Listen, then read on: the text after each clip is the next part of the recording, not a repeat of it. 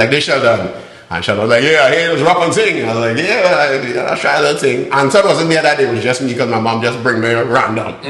So you're like, well, here, look a beat. You put on a beat. I thought he played like a cassette or a record or something. I see a button press and beat started play. So I started rapping. Real rapping. And then I started, which is my normal thing anytime. I go from rapping and I started singing.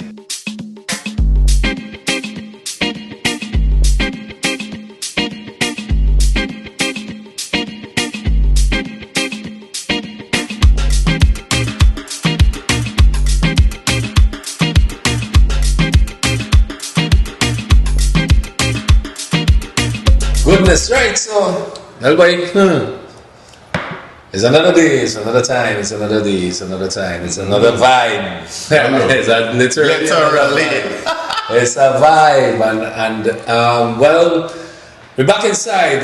This is eventually I'll just stop saying episodes because I think we reached this is episode 7 officially, unofficially. Yeah, right now, episode 7. Oh boy, this is episode 8. Wow. Shucks. Yeah, we're down the road, and now this week was a bumper week, and I know next week will be bumper as well. Welcome, we're on the block right now. It's Friday. I just said it's Friday. Normally, you don't ever say what day it is or what month it is, but you just get in the vibe and just say, well, welcome, we're on the block. It's another edition. I think this is episode 8, if I'm not mistaken. If not, edit. I'll edit it out.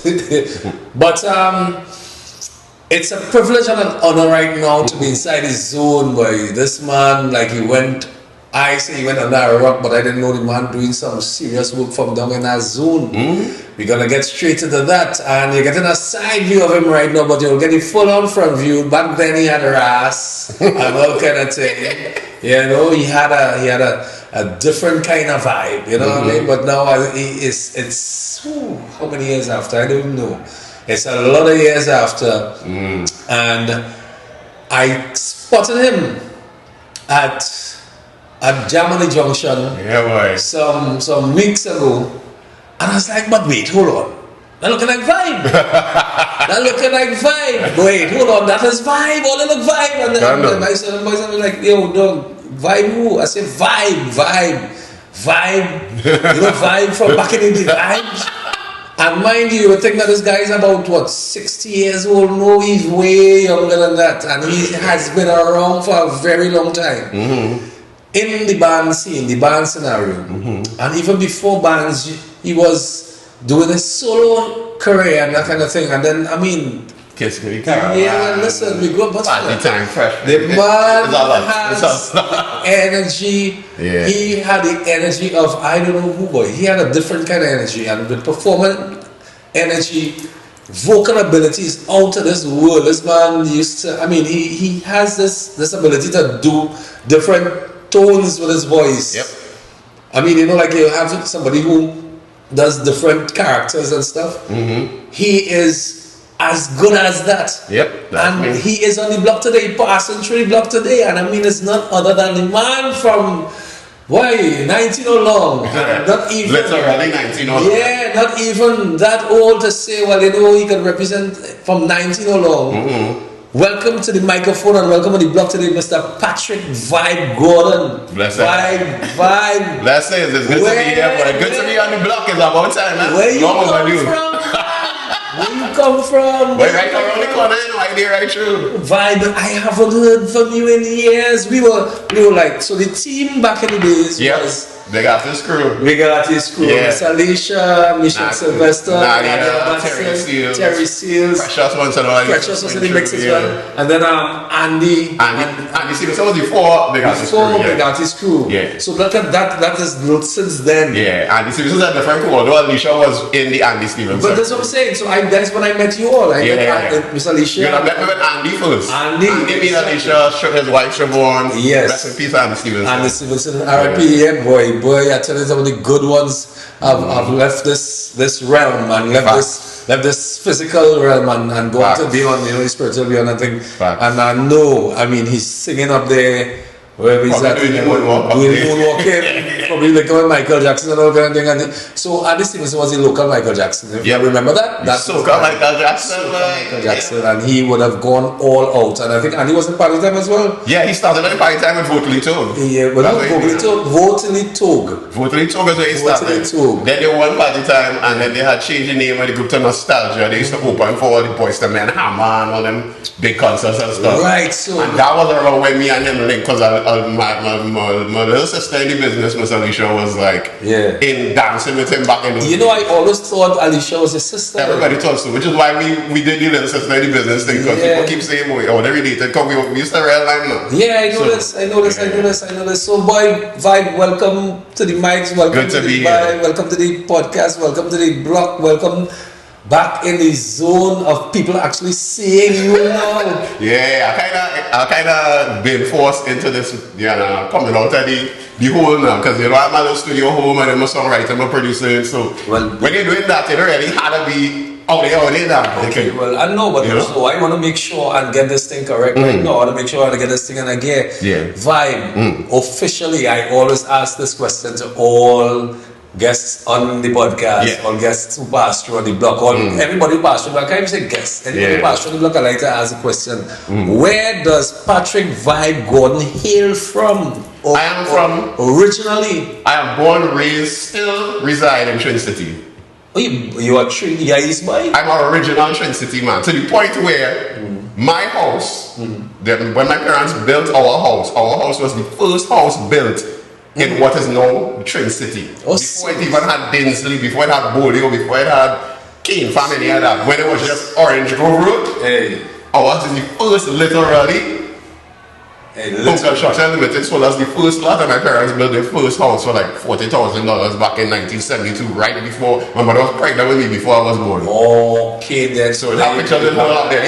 She have a shower, she mixing cement and things. And that house is still after this day. You can't get a woman to do that now, right? Yeah. She different. She will come back up later, but she's a different kind of woman too. But yeah, so I'm an original Twin City man, born, grew, raised in Twin City, never left. People always say, boy, you moved to Toronto, you moved to New York. I never left. I just do be outside because, as I say, I'm a studio home. So you don't want to be out. People send me shots, I send back, whatever demos, one backgrounds, I do backgrounds, send it back. I want to watch it. You have to react yourself when we get to the camera, because right now, I want people to see the face, because it's how many years now that you have been out to the actual circuit in terms of performance, live performances. It's so many years you've been out of it, but when you started this, and I'm sure the story is going to go like this. You started this probably when you were really young.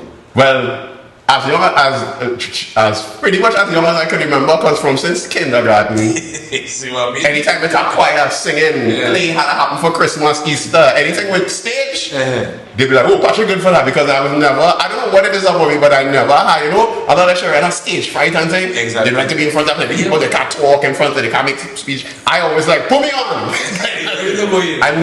My mom actually was reminding me the other day, they have even like first year kindergarten, I know I'm starting to walk and talk properly and things. My mom have cassette tapes of me where I used to ask for them to put me up on the dining room table. Really? And sing and stuff, and them days they have videos, so they record on a cassette. Right. So my mom still have cassettes of me singing Sesame Street songs and things for people. I'm a godmother, I'm an aunt, and them. Damn. Yeah, so I always had this thing where I want to perform in front of people, which is, if you know me as a person, you know that straight, because as you know, I'm real kind of quiet and laid back, kind of shy, and not really outgoing in that way, but stage, I just, something what I just light me up now. Yeah, listen, man, my first encounter with you would have been, of course, within the days of 105, and I mean, this 105 talk will come up a lot within all the podcasts. Always. Most of the entertainers are passing through. Yeah, you would have known from then, Vybe 105, man. Back in the days, and I mean, even before that, now with you, and it started off, and with anyone in the family has that musical. The weird thing is not really. The only story I've heard about anybody before me in the family that have like actual musical talent was my grandfather, my father's side.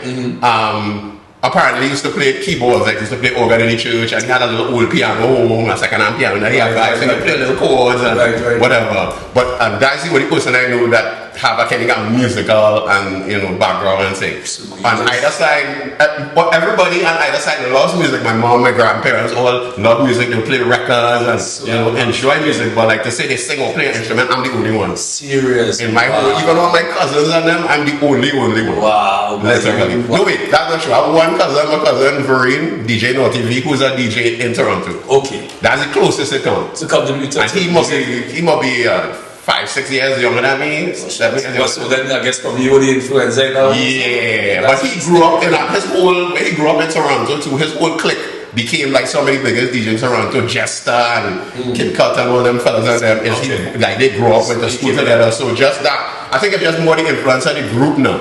But I mean, again, his mom, who's my aunt, also loves music and that kind of. That's one thing. Everybody in the family loves music, listening to music, going to shows and things. But like to sing or play the instrument. My mom said she tried to learn to play the violin in when she went to Bishops. Okay. And after I was a month by then, she was like, "This is not sell that violin and something else." Yeah, so I think that's too why when I was small and I started to show interest, she was like, "Oh yeah, you like that? You get voice lessons and." So you know what? Yeah. So what ended up happening? Two things happened at the same time. By the time I got to primary school now, I was already singing and doing, Christmas concert and things in kindergarten already. So everybody didn't know my parents and anybody didn't know me there anymore. Okay, what school you went to? First it was St. Teresa's kindergarten and right around the corner from Tunapuna Boys there. Okay. By St. Charles there. That's kindergarten. Yeah, like kindergarten. Right. Then primary school is Tunapuna Boys, which ironically is like across the road from where we are now.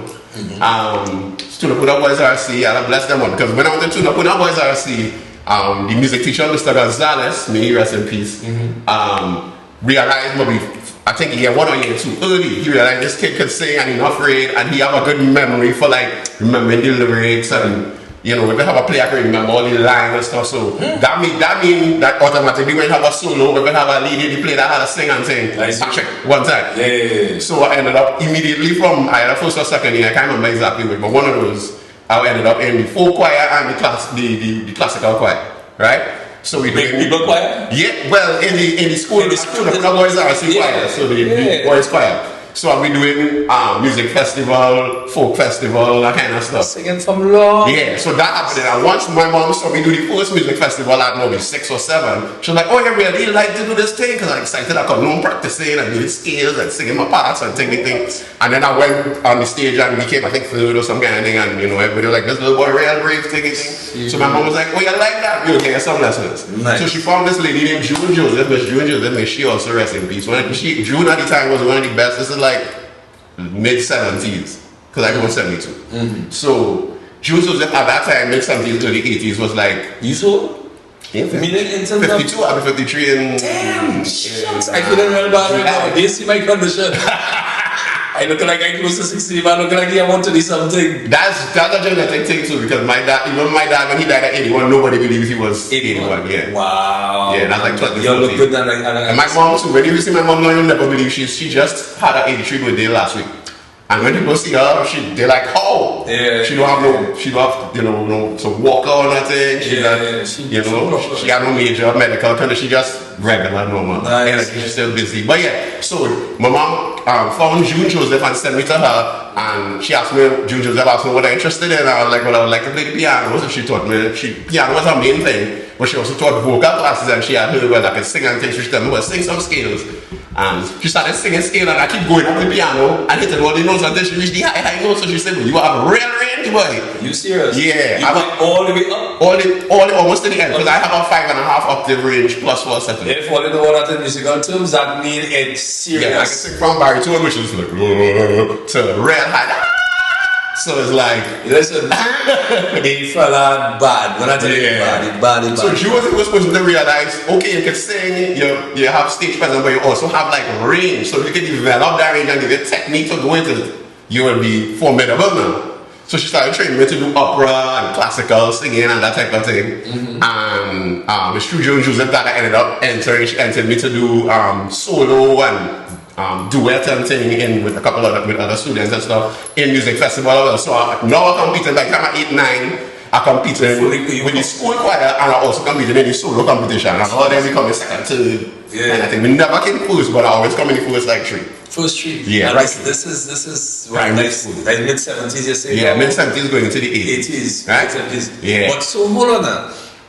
Now, when did you actually get your first? I mean, I would have imagined you'd have gone through anything. Did you travel at that point in time as well? Like go up the island and kind of within that range? Or nah, the going up, the traveling stuff happened a little later. But did you like actually with all the performances that you've been doing around the country? I mean, you've been getting around the country performing for the because our choir was really good to the point where Mr. Gonzalez, bless him, was really gifted at making the choir do the dances and do harmonies and stuff. So even outside of music festival and stuff, throughout the year we'd have little shows to do like all over Tunapuda, and then we end up going to Rima, Port of Spain. They'd ask us to perform in the stadium. We'd have like a national something, town hall, all them kind of things happening too. When I say this, man, I'm a wealth of history, and you know what, this is like a regular word now, words that I use within the podcast because everybody thus far has contributed so much towards the industry. I mean, not just soca alone. Yep. Because I know we're coming down the road and there's so much in between. And as I tell everybody from the beginning podcast, this is going to end up in a part 2. Yep. Possibly. For me, definitely. Because me, it's 30 plus years of 3-0. And I got professional. We didn't talk primary school and secondary school. I just started from when I started recording and things. So when 92.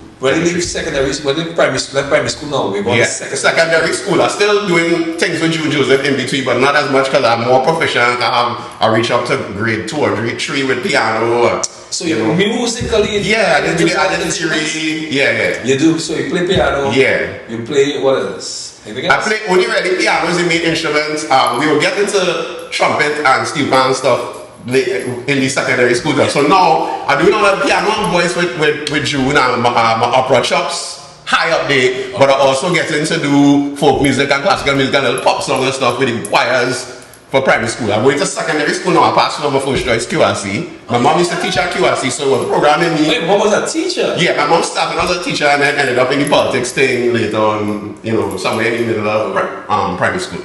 Oh, politics, yeah? Really? Yeah, my mom was she was minister in the Ministry of Finance first. She was a senator, then minister in the Ministry of Finance under Eric Williams. She was handpicked by Eric Williams actually. Wow. So he made her minister in the Ministry of Finance for to learn the run-ins. Then he made her run for MP of Aruka constituency when it was just one big constituency before it was Aruka. Yeah, and she was overseeing them building Bonnier project, that whole Bonnier housing project. Yeah, that built under her. Your mom was a state? Yeah, so she did, was she MP for Aruka constituency for a good 10, 15, almost 15 years. And then she was minister of Minister in the Ministry of Trade. And then my mom taught Eric Williams into forming the first Ministry of Sports, Culture and Youth Affairs. So she was the first ever minister, not female, first ever. She started the Ministry of Sport and Culture and they added Youth Affairs because she was one of the youngest ministers at the time. My word. Yeah, because she comes from a sporting background. Okay. Right? She's in the Hall of Fame for javelin, discus, shot put. And she was on the national field hockey team, in her high school, college, universities and stuff. So she have a real sporting background. And then she also loved culture and music and stuff. And she started and advocated for the youth culture. Yeah, and that time I singing and things. So she looking at me thinking, okay, we have to develop things for these youngsters that are talented coming up. So she started the Ministry of Sport, Culture, Youth Affairs, founded that. And then once that was up and running, the next 5 years term, they moved her to Ministry of Education because the Ministry of Education wasn't a shambles at that point and they had to fix it up. And because she had the teaching background, they were like, yeah, man, they could sort that out. So she was in the Ministry of Education. This is right when I started with QRC, right? Right. So boom, I went to QRC. Pat Bishop was the choir director for QRC. So immediately... Boss lady. If you know about QRC, you will know that music is a big part of the QRC legacy now. Right. So as you come into first form in QRC, they just send you into the music room one time, first week, to see what you have. and then everybody had a tryout, whether you want to or not, to see if you're good enough to be in the choir. And in them days, Pat Bishop was running the choir, and she also rest in peace. Yeah, boy. And Pat one time realized, you are the same thing with June, she going up the scale, I'm going up the scale. She's like, all right, and then she started giving songs to sing, and she was singing and pushing from a diaphragm, and projecting. Like this time. Yeah, one more technique, because just like I sing it opera long time, so she's like, oh, they have technique too? Right. So you must sing solo, blah, blah, blah. So I end up same thing I do on the solos. Now it's secondary thing, so again, full choir, classical choir, Christmas concert, ting, blah, blah, blah, right? In this zone. That happened. The second thing that happened in QRC now is, again, if you know the QRC legacy, you know that the QRC Air Scouts band, which is both a marching band and like a playing band musical. They have the musical side of it, regular band is called Magnum. From the QRC Latin motto, Magnum in QRC, right? So your band is called Magnum, and then the marching band is just a QRC, it's called Air Scout band. Now, when I was in 4-1, that Air Scouts band was like, where all the cool boys was that. Yeah, I hit dude. Oh, I'm going to imagine you were not one of the tall guys in the band. Nah, I was a short man, which is why I wanted to play drums, but the one was the tall men that play drums, because they in the front, so they had a kind of winner. So I realized too, because I wanted to play drums, but they ended up with me to play the trumpet. Yeah, so I ended up playing the trumpet for three years, right? From with the phone tree. So I play trumpet in the band, but also when we have concerts, I get to do my little singing, my little song, I'm singing over song, I play, you know, in the concert, because the Scout band would have, Magnum band would have like concerts for Easter and Christmas every year, to raise funds and web. So within that Scout band, we got Lawrence McDonald, the late Lawrence McDonald, he passed away too, but he was a real mentor in that sense of realizing who had talent and nurturing us, and several of us who came out of that Scout band saying went on to do music professionally. Reddy Korea, who was a big drummer in the rock scene, came out of that Scout band. He was in the drum line. And went to play drums in a bunch of different bands, a bunch of different bands, and a bunch of different other people. Ming was in the Scout band. Ming was in Form 6 when I was in Form 1. Ming from Elan Valley. Yeah. So a lot of people like that went on to go become big stars. Also, when you was in the Scout band, if you're good enough playing whatever instrument, you know, trumpet, whatever it is, clarinet, sax, whatever. If you're really good, Lawrence will send you to audition for the youth orchestra. So I played with the youth orchestra a few times as a trumpeter as well, which was another. So you gotta only sing, but you gotta blow them too? Yeah, I mean, well, I can blow enough. I wasn't like, the thing was I wasn't enthusiastic, I didn't have passion for it, so I just was good enough to pass it. You look like a person who, but you get a challenge, you know, back. Yeah, I wasn't crappy at it, but it wasn't something I was passionate, so I did it while I was there, and as soon as I did class, I was like, they call that occupying time. Yeah, but so I did trumpet there, and also I learned a little pan, steel pan and stuff. Oh, nice. So, but QRC has that rich background of as I say, music. Yeah. But music and sports. Yeah. I know about that for sure. Yeah, I wasn't that with the sports thing, but thank God for the music thing. That still keep making cool kids. Yeah. So back then, there was QRC's an all boys school. Yeah, but they had 1 or 2 girls that they were allowed to come in 6th form. If you had the right stuff. Now it's different, then? Now it's no, it's still boys. Still the same. Still boys. Girls are coming in like 6th form, but it's still boys. Okay, alright. Yeah. But then all boys is actually, when I was there in 1st form, was the first year they allowed a girl to come to QRC. It was a big of course. But yeah, so Ming was there. Also, fun fact, Judge Jason was in 6th form with Ming and them when I was in 1st form. Judge Jason? Yeah. What? Yeah, MC. When the WAC was MC JSD 8. JSD, okay. Used to wait in the car, like a Cool J. That was LL Cool J. Yeah, it was LL Cool J, look alike right through. Yeah, so went out to khaki parachute pants and the Adidas. Since it's Cool Jason? Yeah, he hip-hop right through. Like from this side, me JS, he like it. Wow. So yeah, so all of that's going on. We Scout band and when you had time for school, though, you had time for school? I had time for school, but my mother didn't say education fail now. Come on, 10 right then, you ain't coming in top 10 now. What? Are you crazy?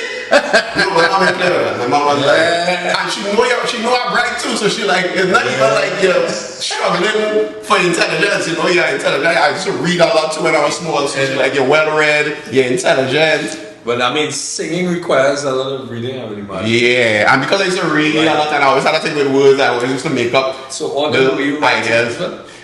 What happened is all these days, since I in primary school, I always have melodies playing in my head and I'd be singing them and people always be like, oh, you're singing white hush kind of thing. Oh, serious? And I didn't realize that that melody in your head and singing and putting words to it was writing songs. I'm just going to ask you if you understood what those. I didn't understand that until for 1 QRC, I met up my partner Anton. Now, in between all the scouts thing and one the other thing and choir and all this, somehow I find the time where I meet up my partner Anton Lewis, who was into rap by like me. We were right into hip hop run DMC. Oh, so you were into hip hop? Yeah, hardcore hip hop. Because in the 80s, 85 when I came to QSC, yeah, hip hop and breakdancing was like the biggest thing. Plus, yeah, Jason 6-1 doing the LL Cool J. We first one we want to be run DMC. I was right on DMC because at that time I was wearing tic-tic glasses like DMC. So that was like, oh this dude had glasses, but he cool, so I can be cool like that. Yeah. So me and my partner Anson Lewis, big up Anson wherever he is, had formed a group called Step 2, a rap group. Right. We have at that time we started listening to a lot of De La Soul and like Tribe Called Quest, kind of real poetic, kind of deep. Because both of us is real woodsmen, both of us is men first in English and lit and things. That's like funky hip hop. Yeah, but real poetry in the rap too, real wordplay and stuff. So that's what we was in Rakim, kind of deep rappy. Yeah, so we was on that vibes and. We entered party time and got to like semis. Yeah, but hold on, that's why it was in you were in QRC. Yeah, this is 4-1 and 2 you're talking about. So hold on, wait. 85, 86. Yeah, because I'm saying, so party time just getting a hold of things because... yeah, party time just started to really boom. Right. Early 80s. 80s, boy. Yeah, this is before... No, but like this. When the first time Anton and I auditioned for party time and got through, because the first time we auditioned, we actually got on the show, which was rare in them days because they were very picky. Right. But I guess that means it was good.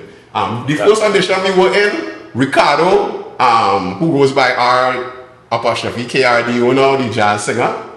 Okay. Ricardo. Yeah. Okay.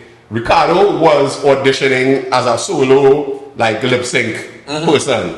And that's how I first met Ricardo, because he was like, yo, you can real rap that. And I'm like, yeah, you can real dance and things. So we kind of this chemistry vibe, and then the next year he was too old to compete, so he started a group. He could basically coach this group by the name of Zero Defect, and that was how Jamie Thomas, yeah, and Crystal, and this is Jamie Thomas, yeah, all them guys come out, and then underneath, and then when Zero Defect won and aged out, then he did Painted Faces with Beman Barman and from Marlon and them guys and them.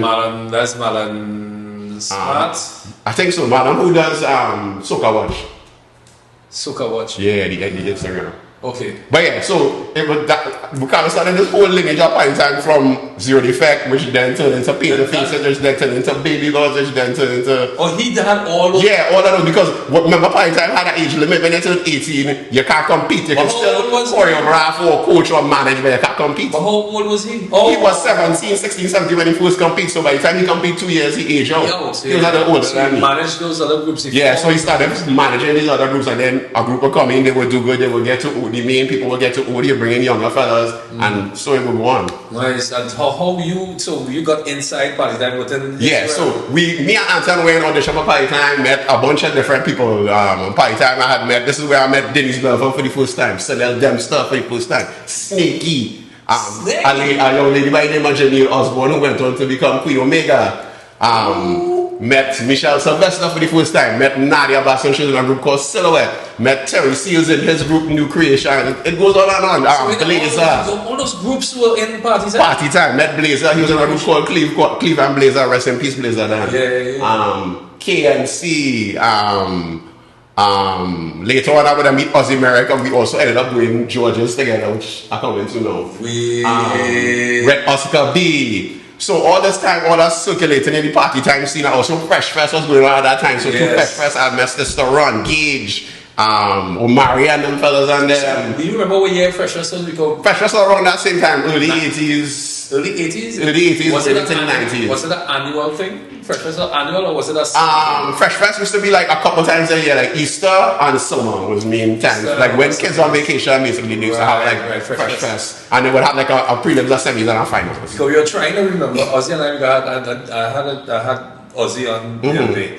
And we were trying to remember when exactly Fresh Fest started and what. Fresh was like mid just before me, like 83, 84, somewhere around there. Guys been out here long, so it seems as though like and Fresh Fest kind of fizzled out right in the beginning, and right around the Cool Fresh kind of just disappeared. Yeah, because the Cool happened in the August holidays. Yeah. And Ozzy was giving me a sort of party time kind of had a different, they had a short version of party time which he got into, and I think he won. Did he win? He won a semis, and I think he came first or second in the finals. Yeah, I think he won that In that the was lip like sync category, I think. again. Because He had a group called, I think it's Crab and some Crab and Callaloo, yeah. Oh, speaking of which, I was watching, but to tell you how I don't be watching on the block, right? Oscar V jumped out and say he was the only person that did soca in party time. That is not actually true. Ozzy also did soca. Ozzy did David Rudder. Yeah, well, that was 1990. Yeah. But Oscar was there before. Oscar was the first, but he wasn't the only. Oscar said he was the only person. He said, no, I think what Oscar said was at that time. He was the only one that did. Oh, and that when he started it, yeah. Because when he started, but he had a big up Ozzy because Ozzy and Oscar were the two people who were pushing the soca head. Ozzy came and he had actually gotten the outfit from David Rudder, the cloth and thing. That was big in our days. Actually, that podcast will drop. Very well. Yeah. But yeah, so party time, fresh fest, all that going on. So I in the scout band, I'm in 2 choirs, right? I don't know how, in retrospect, I don't know how I had the time to do all of this and still go to school. Still in school and doing good in school as well. Yeah. So that them days I just out, right? True, I just outside. Nothing wrong with that. And then somewhere end of first form, beginning of second form, somewhere around there, me and Anton rapping, we doing fresh fest, we doing party time, competing, saying, you wanna take level up now. Now I done go on, my brain done go on as usual, a million miles ahead.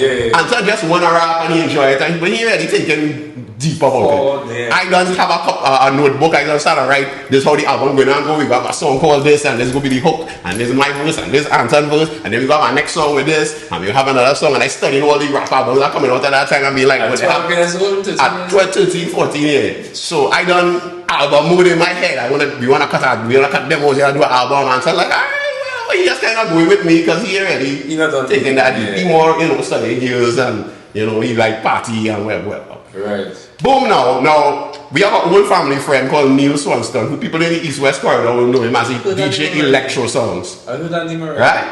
And Neil as a DJ opened the Electro Songs shop that is on Disney Junction still to this day. They used to sell on this junction. Literally on the Disney Junction next to the pharmacy there. Yes. Electro Songs. Still there to this day. There since maybe the 80s. Late 70s, early 80s. And he used to sell like needles and wire, jack speakers, whatever you need as a DJ, records and whatever. And over the years it evolved to where when the mixed cassette things started happening, he started to sell Chinese laundry and Nation and Dr. Hyde. So you could go there and get Howie T, you could go there and get all the cassettes that having to go Master Sons to get Howie T, go a Rima to get Rhythm Nation, go in town to get Chinese laundry. You're the first man to kind of make a deal with all of them and consolidate it now. This is real history, or this is real. Shout out to Neil, so instead of having the vision for that. But he also had an interest in like music beyond just DJing now. Right. So he used to just buy equipment just to see what he could do with it, even though he wasn't that musically inclined. Nice. So by the time I in second form, he had acquired like a drum machine, a TR-99 drum machine, which was a big drum machine at the time. Like keyboards, mixing board, all this kind of thing. Right. And then a young fella who was DJing at the time by the name of Sheldon Benjamin, aka Shell Shop, ended up bouncing up Neil and being like, I would like to learn how to do the drum machine thing because I really like to make music, And Neil was like, well, take a shot at that. I didn't really that good with it, but he showed him the basics of this, how the drum machine works, the keyboard, And Shockers had an aptitude for it and started within a couple of months, Shock making beats. That's all like thing on the radio beats. Like the beats on hard. Beats. And by that time now, my mom would go by Neil to buy a little video, like a blank videotape or a blank cassette or whatever, get a record player, needle for the record player, whatever the case may be. And it should be all talking with Neil, Patrick, he said, hey, this, that, you doing rapping thing. And she happened to mention the Neil, I rapping, and he was like, tell Patrick, I somebody I want to meet. So I go on inside now. Right. Say, Neil, I hear you have somebody I want to meet. He said, come in the back. So he bring me in the back room behind the Electro Sound there, the small room they had at the time, with the mixing board, the drum machine, the keyboard, the keyboard thing. And I had this tall fella with a hat on and the baseball cap had Dr. Beat on him, which was his nickname at the time. Before he was Shell Shop. He's like, this Sheldon. And Sheldon was like, yeah, I hear this rap and sing. I was like, yeah, I'll try that thing. And so it wasn't there that day, it was just me because my mom just bring me random. So you're like, well, here, look a beat. And you put on a beat. I thought he played like a cassette or a record or something. They see a button press and beat started play. So I started rapping. Real rapping. And then I started, which was my normal thing every time. I go from rapping and I started singing. Then I go from singing and I started chanting. So Sean watching me like, Yeah, something going on. So you just sing, you just rap, and you just shot, and you all them good too? Yeah. He's like, wait, you stop the beat. I was like, yeah, so what record is that? And he's like, no, that's not a record, I just make up that beat just now. I was like, we didn't make up the beat just now. Ladies and gentlemen, this is Patrick Vybe Gordon, and we are on the block right now, and it is so much that's an intake right now. When you get this drop, everybody's like glued to the TV, it's a lot. Screens, because it's a lot. I am now learning of these things myself. Right. If I say I know what Vybe used to do when he was young, I have no idea. We never talk about that stuff. I know Vybe from Jolie Taxi. But even with Jolie Taxi, I was probably still in school. Because I think 97. Yeah. No, I was out. We'll get to that. Yeah. That was 97. Yeah, we come into that. Yeah. So I meet Shervon, we link, we click, because he just cranking all beats at this point. By the time he figure out how to use the drum machine and thing and save the beats and whatever. He was cranking all beats to the point where he run out of room on the drum machine. So what he used to have to do was play the beat, record it on a cassette. Oh, shucks. And then erase it so you have room to make more beats. So you end up having 3, 4, 90-minute cassettes of just beats. Is that digital storage on them? Yeah, it had no digital storage. It had no hard drive. You could plug into the drum machine like so he just making beats, recording to the cassette, more space, make new beats. He was maxing out the drum machine. And he was tweaking the settings of the drum machine to make the tone sound how they were supposed to sound. Kind of thing too. He was a genius. He was always like, how can I push this beyond what it's supposed to do? He never started trying, okay, this does that. He's like, okay, it does that, but what if his name was Dr. Beats? Yeah. At the time. He had got that from a record. There was a Miami record called Dr. Beat. One of those, that's back when I was Silent Morning and them kind of Miami music. But what I think it is, you remember Dr. Dre is similar. Yeah, and Dr. Dre and NWA had been out by that time. Yes, of course. So, in the early and if it is that he pushing the envelope so hard and he going beyond what it's supposed to be, it means he looking and searching. Yeah, he was always like, that's the first thing that struck me about Shervon. I was like, this dude not normal at all. Like, he pushing things beyond the level, so that immediately made me step up my game now too. Meet you, that dude who not you. I wasn't normal too. I was great for Shock because Shock used to make all kind of beats. Most people would just make one kind of style of beat. Shock would make a Miami beat today, a dancehall beat tomorrow, a hip hop beat the next day. He might try a little weird soca something. He always was like that, always versatile, and because I could do all them things, it's a win-win. Yeah. So boom, I tell them I'm a rap group, and by the following day I drag Ansel now, drag Ansel and I'm actually from Port of Spain. After QRC, we meet Shock. Two of us had a rap singing thing, so we started record a little demo. Shock would play the beat, record it to a cassette, and we rap it on top of it. So we have a little demo tapes thing. We making demos. Now at the same time, Shock was in a band called M Voice, which was like the big cover band in the East West corridor. Right. Them days if we had like a bazaar or like a birthday party, any kind of youth thing. Yeah. M Voice was the band they used to hire. Yeah. Right? And they used to come and play Keith Sweat and you know they used to have something in the square as well. In the square. They used to have a block in Dinsley because Romeo was from Dinsley. Yeah. They used to have a block in Dinsley. They used to have a little youth thing in Eddie Hart Savannah. Them days they used to play there. Right. And like any bazaar we play Holy Cross, we play Tunapuna Sec. Right. In them days, this before Elder, they had a little some kind of party, like a not really block, but like a party fete kind of thing in El Dorado basketball court. Yeah, we played there. Anything in the East West corridor, youths like teenagers, M Voice was the band. So I didn't even know Shock was in M Voice. I just know the band, I've seen them play whatever. But he in the back behind the drum machine, so me really make it out. Right. But then once he said, well, in the band sing, so he had to come this time after rehearsal. So don't tell me you were in it. I end up in the band now because another fun fact piece of history. If you know your party time history, you will know one of the years that when the lip sync category started, there was a duo called Sugars and Spice. The guy was Sugars and the girl was Spice. Right. Sugars went on to become the soca / rap artist called Sky, S-K-H-I. Sky as Dwayne Arthur. Dwayne, yes. Yeah. So Dwayne Sky, at that time he was Sugars. Dwayne was the lead singer in the band because Dwayne could have sing a little bit, but he was also like them girl and them they really like him. So Dwayne didn't really like himself. But Dwayne was the lead singer and the band too. Romel Best, who went on to do the jingles and whatever.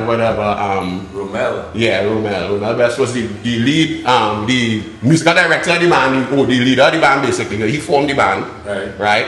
But he's also the leader of the band, and he plays keyboards, right? So he's playing keyboards. Shock is drum program. Not I don't drummer, so Shock do all the drums on drum program, right? Gavin, you know. Well, yeah, might as well take one. Yes. Yeah, but open that door. Go on yourself. Yeah, the man but here and thing because So yeah, Romel was the band director, the leader of the man, and also the keyboardist. Shotgun drum programming, right? Romel's brothers, Gavin, that's was the bass player. Alright. And that in the early when I first come, Dean Williams, the famous jazz guitarist, Dean Williams was the guitarist. Dean Williams, who plays jazz guitar, he's played all them jazz. He was always jazz? He used to be, he was in all these soca bands, he was in Atlantic, he was in Ecstatic. Yeah, Dean Williams. When I met Dean, he was in Air Voice. Oh, that's how I first met Dean. And then he went on from that to play in a bunch of rock bands, and then from the rock bands, he ended up in Zoom and Rhythm Division and Atlantic and a bunch of different bands, and he ended up in Ecstatic, and then he was kind of over the soca thing, and he went on to jazz. He's still doing jazz, he's still in the East West corridor there in Derby. Yeah, he's still there. He still does jazz, like he bought me musical jazz right now. You lie. All them jazz festivals and stuff, the backing band is always Dean band. Oh, so he has a whole jazz band? Yeah, he has a whole jazz like an ensemble. A small production. Me and Michelle actually performed with them a couple of years ago, 2022 I think it was. In North Coast Jazz. Right after COVID. Yeah, right. It was still lockdown time, them times. It was still quarantine, but not really lockdown. They had it was like safe zone and all that kind of thing. Yeah, I remember that. But yeah, we did North Coast Jazz. So Dean was guitars, Romel on keyboards, Gavin, that's his brother, on bass, Chuck on the drums. They had a girl called Marita who was like the female singer, so she would sing the 1, 2 little Lisa and Cult Jam or whatever little girl song was. What kind of songs were they performing? They were doing pop, whatever song was you saw listening to anyway, the little dancehall. And when Dwayne was there, not much dancehall, because Dwayne wasn't really a dancehall guy, so more R&B pop type stuff. So I'll be sure you keep sweat here. I just got paid Friday night, all them kind of. Yeah. What was popping? What was banging in upper level them days? Okay. And voice playing that. That's it. Them days, you say when you hear no soca, so you play no soca. That's all. Poppy playing a little silent morning and saying a little sending on my love, all them kind of thing. So, but here what happened now? So Sugar was the lead singer. But then once he went by the time, Sugar started getting hype. So he started reaching for practice, and he can't come today, and he have a gig, so he can't do the gig with them, and all this kind of thing. So, and up comes Shock started whispering Romel here, Patrick could Patrick could sing because Dwayne gave him trouble. So Romel's like, okay, well let me go get Patrick our audition, because Romel know me by the time, because whenever them used to be waiting to cut my little tune with Shock, right? I did as practice done me and Shock waiting and started do tunes, right? We done writing songs and things and recording little songs on cassette. Little weird tunes. Yeah, pop songs. One of them actually made it onto the Black Man album years later. One of the first songs we did, a song called TikTok.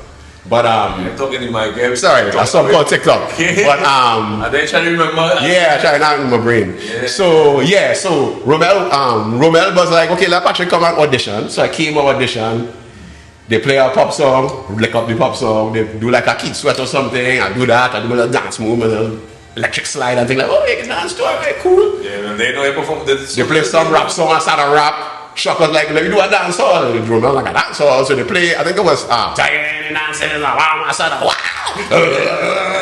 So Romel watching me like, what the hell is this I see? Yeah, exactly. So Romel was like, no idea, he had no idea could have sing. He just know me as the rapping dude that was waiting and Shock just introduced me as Patrick is a rapper thing, we go and cut some records. Romel will come and do rehearsal and then leave. So he had no idea that you had this. Yeah, he didn't know the range now, he just know whether I can rap well, whatever. That made me shocked. And them days rappers, everybody rappers doesn't. But when he realized the range was like, wait, I mean we could expand the rap, we could do different things. Yeah, I was like, yeah, basically anything that they really I could cut. So eventually, Dwayne was like, well, all they go ahead, thing and whatever, and he went his way, and I ended up being the new lead singer. Marita stayed there, and we cut. That's how we ended up cutting all those gigs. You know, when I said, holy cross, this, that, the other. And then, at this time, what age were you? You were still in school? I had to be 14, 15. Nah. Yeah. Damn. Form 2 and 3, just before I even went to it. Jesus. So, yeah. So then now, Shock and I still had this, we want to do demos, we want to record, we want to get a record deal. Don't ask me how we put in this off, we just had this thing in we head and we see it on TV, how he doesn't get to be big international superstar, they do a demo and then they get discovered and they get a record deal and then they get rich and famous and they fly all over the place and you live a good life. But hold on, before you go further, within this period of time that you were in this band, yeah, right? What was he feeling like for you? In terms of were you getting like swell-headed, that kind of thing? Or? Nah, I never had the my brain never went to the swell-headed because I always studying the next thing. Okay, I want to get in the band. Woo, right, now we're in the band. Now we have to do gigs. Right, we're starting to do gigs. We got to find some place with better equipment so we can do better demos. Right. Then, so that now lead me to, so I never really got like hype. And then I naturally, as I say, I'm very laid back kind of. Well, laid back when you're not on the stage. When I'm not on stage, yeah. When you're not on stage. But then again. And also too, when you're working with Shock will cut you down to size too. Because Shock tells you move. The slightest mistake, you're like, Shock, so that too will keep you. Yeah, keep you kind of like wrong. If you really look at people that was around Shock from the earlies, everybody still to this day very good. Jace. Fun fact too, when Shock was in M-Voice and I was in Voice with him, his side group was a group called Awesome Force, a rap group. So he was the beats man, Just Jace was the rapper, and the DJ was, in those days he went by DJ Cool Kerr, but he later on became DJ AK in Gatorians. Gage? No, not Gage. AK, the DJ. Right. When I broke through with my 8K. Red man in his was that. But he became part of Gatorians. Yeah, he was originally the DJ and then he started to rap. Right? But he started out as DJ Cool Kerr and Awesome Force. So Shock will be with M-Voice, and then he also like, so when Fresh roll around or party time, like. But all this is 80s. All this is still 80s going into 90s. 85, 86, 87, we're talking about it. Jesus. Right? Into that time. 88, 89. 85 to 89, let me see. Yeah. Right? So boom now, we still trying to enter the party time in the open category. We still trying to think. We're doing Fresh Fest as we do it as M-Voice, but it's really me rapping, and then we might pull in some other rappers, we might pull in Anton, we might pull in, King C and them days, so it's got win party time. Little people like that. Like 80s vibes, 80s party time. Yeah. So we did party time, we do Fresh Fest, whatever, and that's how we end up meeting like the third base and all these other people. And me and Jason and them end up getting real cool because we used in the same place and we are Shock in common now. So I would watch them rehearse, they were watching Voice rehearse, so we were like one big family kind of. Nice. And all because of Shock. All because of Shock. So then boom now, I think it was 1991, somewhere around there. Right after the coup somewhere, when Simon and Carolyn, who run Question Mark Entertainment, they used to manage Kess and stuff.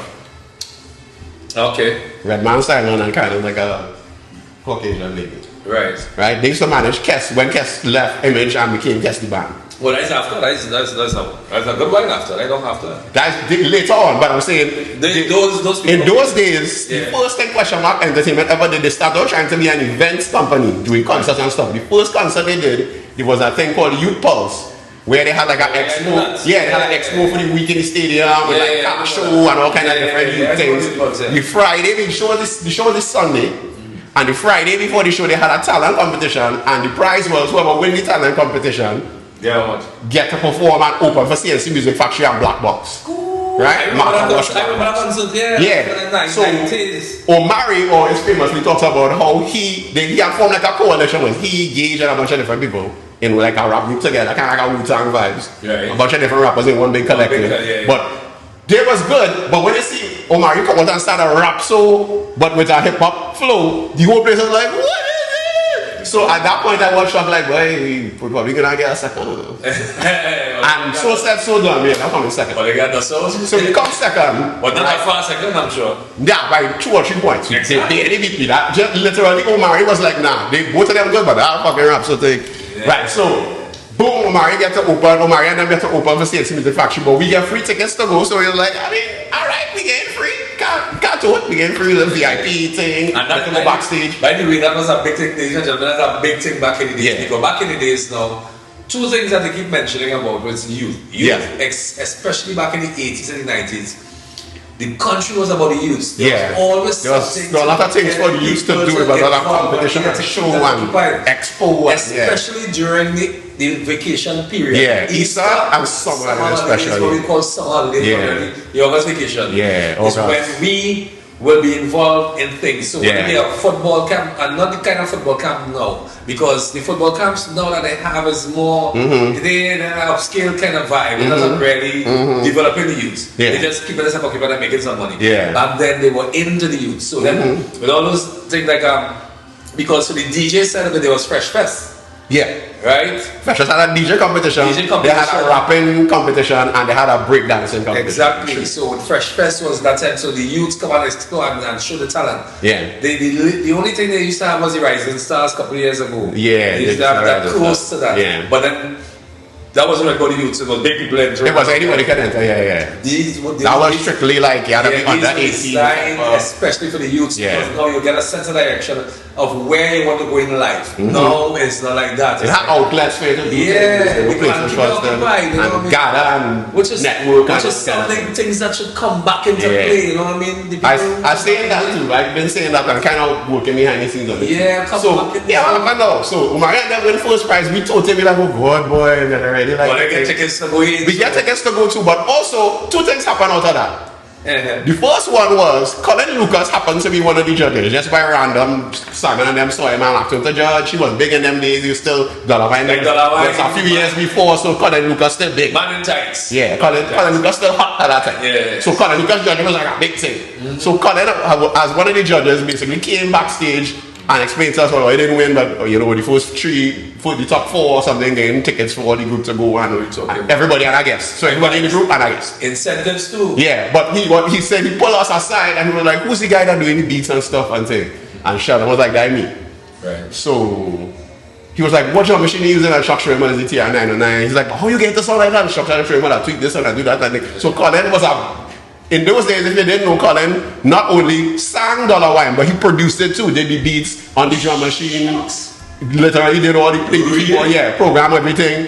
He used to program everything in his little home studio on the keyboard and the drum machine, use the drum machine to sequence it, and then bring his equipment in the studio, dump it onto that tape, and then record the vocals and that song. My God. Yeah. Even though he was in song rep the band, but he himself was like a self-contained one man. No idea. We didn't know that until that time too. But what he then said when he realized Chuck was like making the drum machine do thing it wasn't really supposed to do. He was like, here we're going on. I find it real something and thing, and honestly, all they deserve to win as much as those other guys. Just that rap so thing take it over. It's tough for them. But here what I can do for them. I'm at a little home studio and saying, I don't know what they're interested in, doing little demos and whatever. And Chuck was like, yeah, demos, we got that. Like what we want.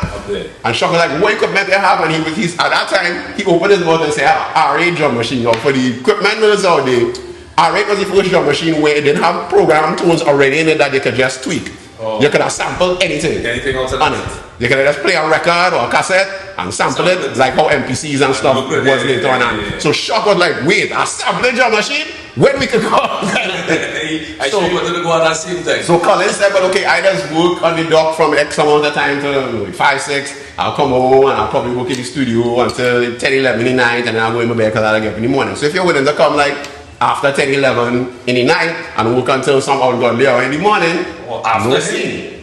By this time now, I'm like 15, 16. I had just got my first job working in Showtime magazine as an entertainment journalist. Yeah, I was one of the founding staff members. Yeah, in the 90s. Yeah, boy. Yeah. There was anything when it comes to entertainment, right? Yeah, it was only entertainment and youth. And youth. Yeah, it was a youth magazine literally by Sunday Punch and Mirror and them. I don't own it. Oh, okay. Yeah, the same owners used to print that, but they had a separate staff. Pat Mothers was the editor, and she hired me as the first person. She hired first reporter. Yeah. And then afterwards, she brought in Anel and Rhonda. You went into full writing then? Yeah, so at that time, my day job is writing about going covering concerts and everything along interviewing whoever. Like I interview Marshall, interview Oddfellows local before they became Joint Pop.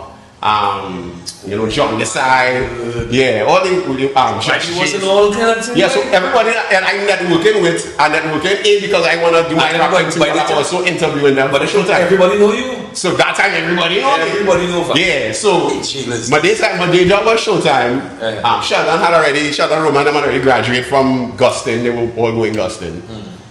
So we were all out of school, having a little job, the first job, whatever. So we were like, okay, no scene. We would do whatever job we doing in the daytime. Sheldon was DJing in the air traffic control, I think, at that time. ETC? ETC. Curtis? Yeah, Curtis. Yeah, he was the DJ. He used to do all the tapes and... Yeah, and he But this man busting some files there, right? also remember, fun fact again, remember air traffic control used to have all the little drops? The air traffic control. Yeah. That's my voice. You love That's just me changing my voice and shocking voice on the mic and put a delay on it. Air traffic control. And when all them said that this man sick, this man bad like that. and that turned out to be, that's one of those things where you're doing that thing and you don't know why you're doing it, you just think this is a cool thing to do, and then later on it becomes a thing that you keep doing for the rest of your life. So wait now, so hold on. Anyway, go ahead. Yeah, so because that is a different. That's a whole different discussion. We come back to air traffic control. So boom now, Shervon and I going by mostly Shervon and I, Robert will come in, Gavin will come in, but they weren't as consistent, obsessive. We were like, this is all we want to do. We can just do this for the. And they were like, hey, cool and thing, but like, where this gonna go? You know, it's kind of way. That is where I call Mr. Hype, mean Mr. Vybe. Yeah, we just on a mission. We just obsessed. Like, this is all we want to do. So we every night we go by calling, recording things. Sometimes he will come and listen and say, yeah, something good, whatever. So you was open to all the kind of music. What type of music you were making at the time? Still pop, R&B, hip hop, little dancehall. So he was hip with all of that. Yeah, he was cool with all of that. He was down with that. Cause remember, song rep too, and them just playing covers as well. Well, yeah. So it was a win for him because he get to listen to us to see what we like, and he would after this song big, I should do this in the band kind of thing. Which is what is the discussion yesterday was about, and even a couple of weeks ago I did the interview with Eddie. Yeah. And when Eddie was talking about he remains along the youth with the youths now, we still hang around because what happened is you get left behind when you don't stick up on current. That's what you had to do, right? So I guess Colin was doing his research. That was us. Colin was always doing that, right? Doing his homework, so which means you would have always been on point. Yeah. Some performance and so things. And yeah. So Colin doing we cut we little demos by Colin, and that means Shock leveling up his game from the little TR919, which by that time kind of dated to like more modern equipment, you know, to use the 8-track recorder, all that kind of thing, right? Boom! And I learned how to stack vocals on the 8-track because we never had multiple tracks before that. So that's when I first started to learn to blend harmonies and stack vocals and do little things like that, right? So, boom! While that happening now, Gage and them they get signed to Kiss Kitty.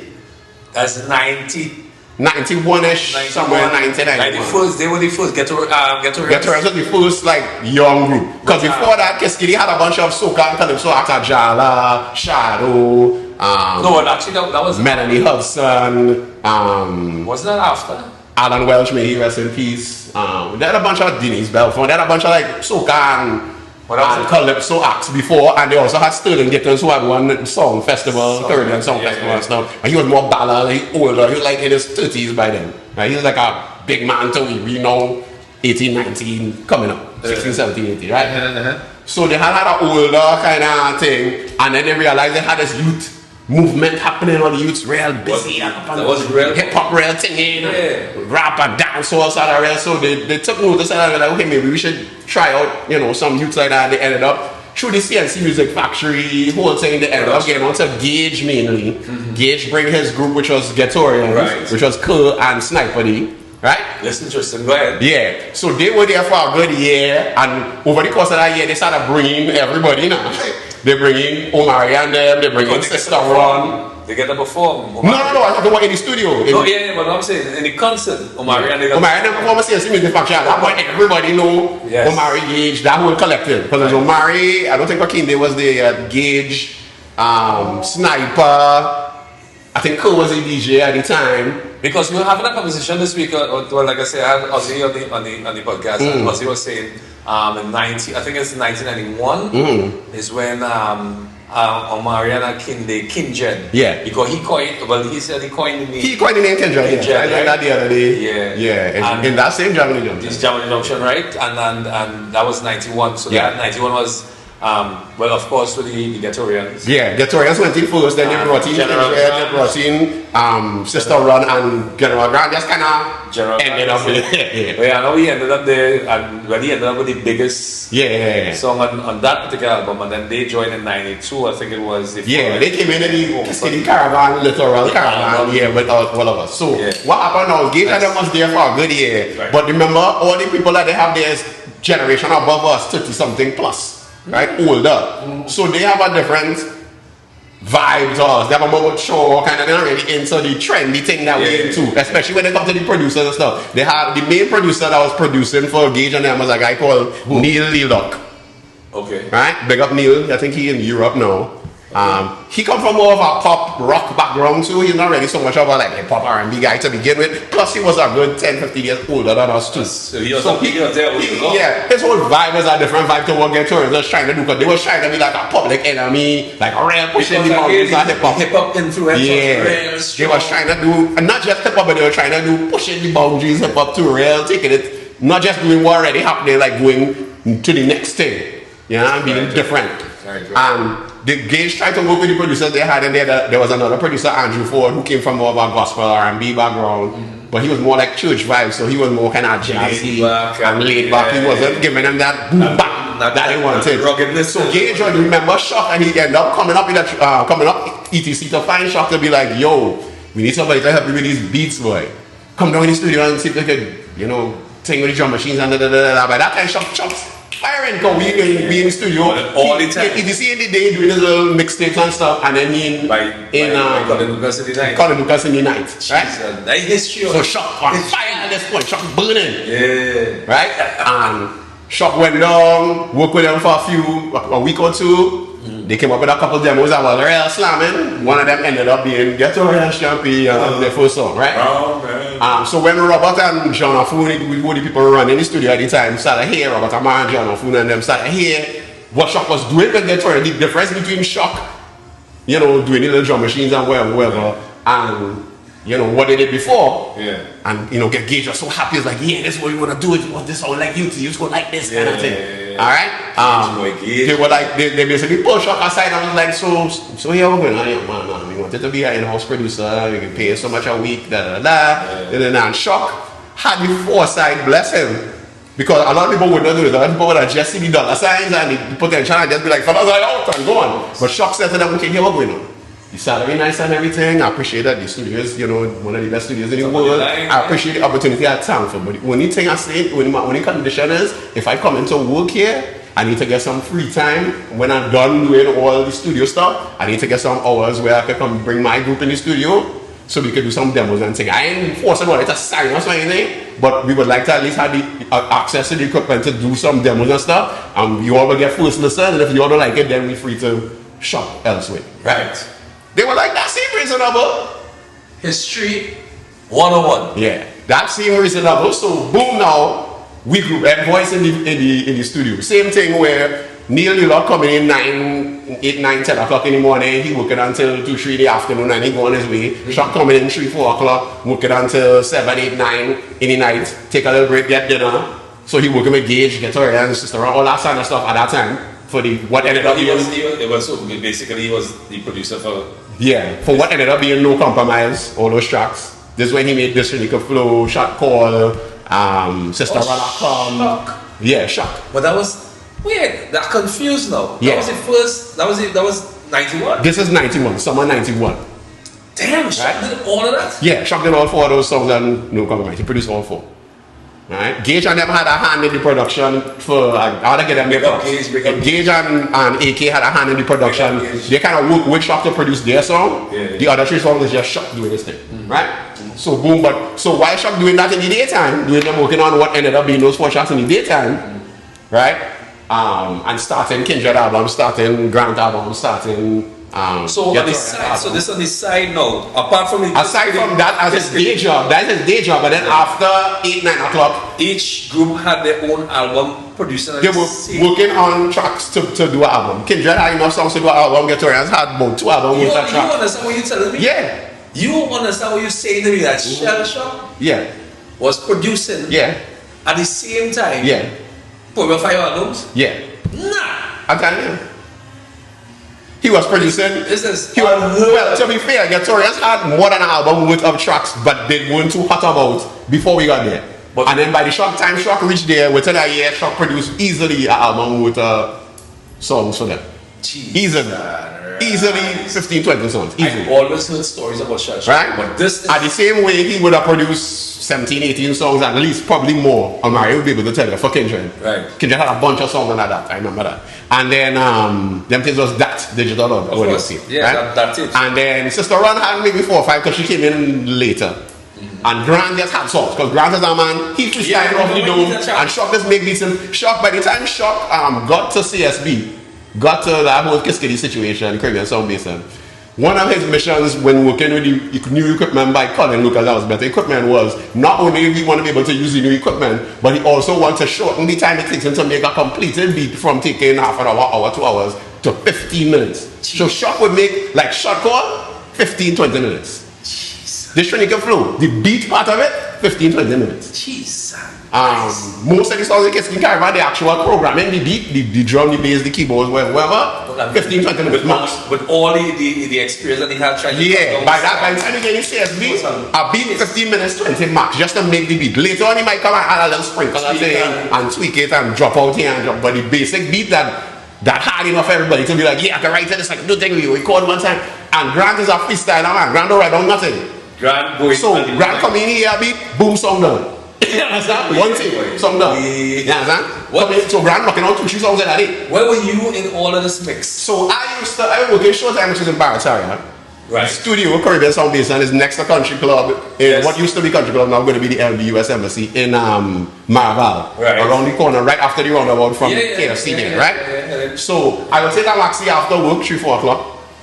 Come in town, take another maxi, or if I don't have enough money. You in Barataria? Yeah, because Sunday Punch offices, Showtime offices was in Barataria. 9th Street, corner of 9th Street and 9th Avenue, Barataria. 9 and 9. Yeah, so I could walk to the roundabout plaza, walk to the main, get a taxi or get a bus route, head in town, boom. Yeah. So I in town in 5 minutes, and either I take if I have enough money, I'll take a maxi or a taxi and go to the studio. Most days, I only have enough money, I could either take a taxi or I could buy something to eat. So I will walk from downtown, from Broadway to even CSB. all that accolades are there better already. Yeah, because you're hungry. You're hungry in the sense of you're seeing possibilities now. So so every day I used to get there. I used to leave work early because I was again I good with words. So whereas most other reporters would take them whole day to type up and tell a story, I would do all my work. Boom, by 1 o'clock I done. Because you have a mission. You have a mission. So I buy a rack off of my move at 1 o'clock, by 2 o'clock I out of there, go in town, jump in a maxi or walk up the road by 3 o'clock, I down there. Because I wanna be in the I wanna see what we're realizing. No, at this point we don't know what is happening, but we know something special going on here. Like these songs, something like this need to be on the radio. This is different. This is different. I never hear nothing like this in my life. The youth are changing like a real like this. So I wanna be there. You're one of the guys that are responsible for changing the dynamics of how the music sound in the 90s. Yeah. And then, another fun fact that people don't know. Shock actually talk about this in a documentary that Daniel Defentala did in the early 2000s, like 2008, 2000. With Shock? Shock. There's a mini documentary that Daniel Defentala did for Earth TV. Alright. Yeah, about Shock. That's basically the Shock journey up to that point. Because at that point, Shock was like big producer. Roll had just come on for Alison Hines. So he was like the biggest thing, kind of thing, again. So she did like the documentary of like the Shock background where he come from. Are you gonna look for that or not? Yeah, I have it on Facebook and stuff, and I have a copy of it. I can send it to you. But yeah. I'll send it. But Shock talked about this one. I had forgotten about it until I saw his documentary. Like, oh yeah, that's true. I forget what I know. So Shock, the beat that ended up being Shot Call. Right. Shock will be there, he work on the stuff for people, and then whenever somebody leave and he not expecting nobody else to come in, like let's say Gatorians leave and he not expecting nobody else for the rest of the day, it might still be 3-4 o'clock. It might be 6 or something when he already finished work for CSB. Right. But he free, so he working on things for our group. Right?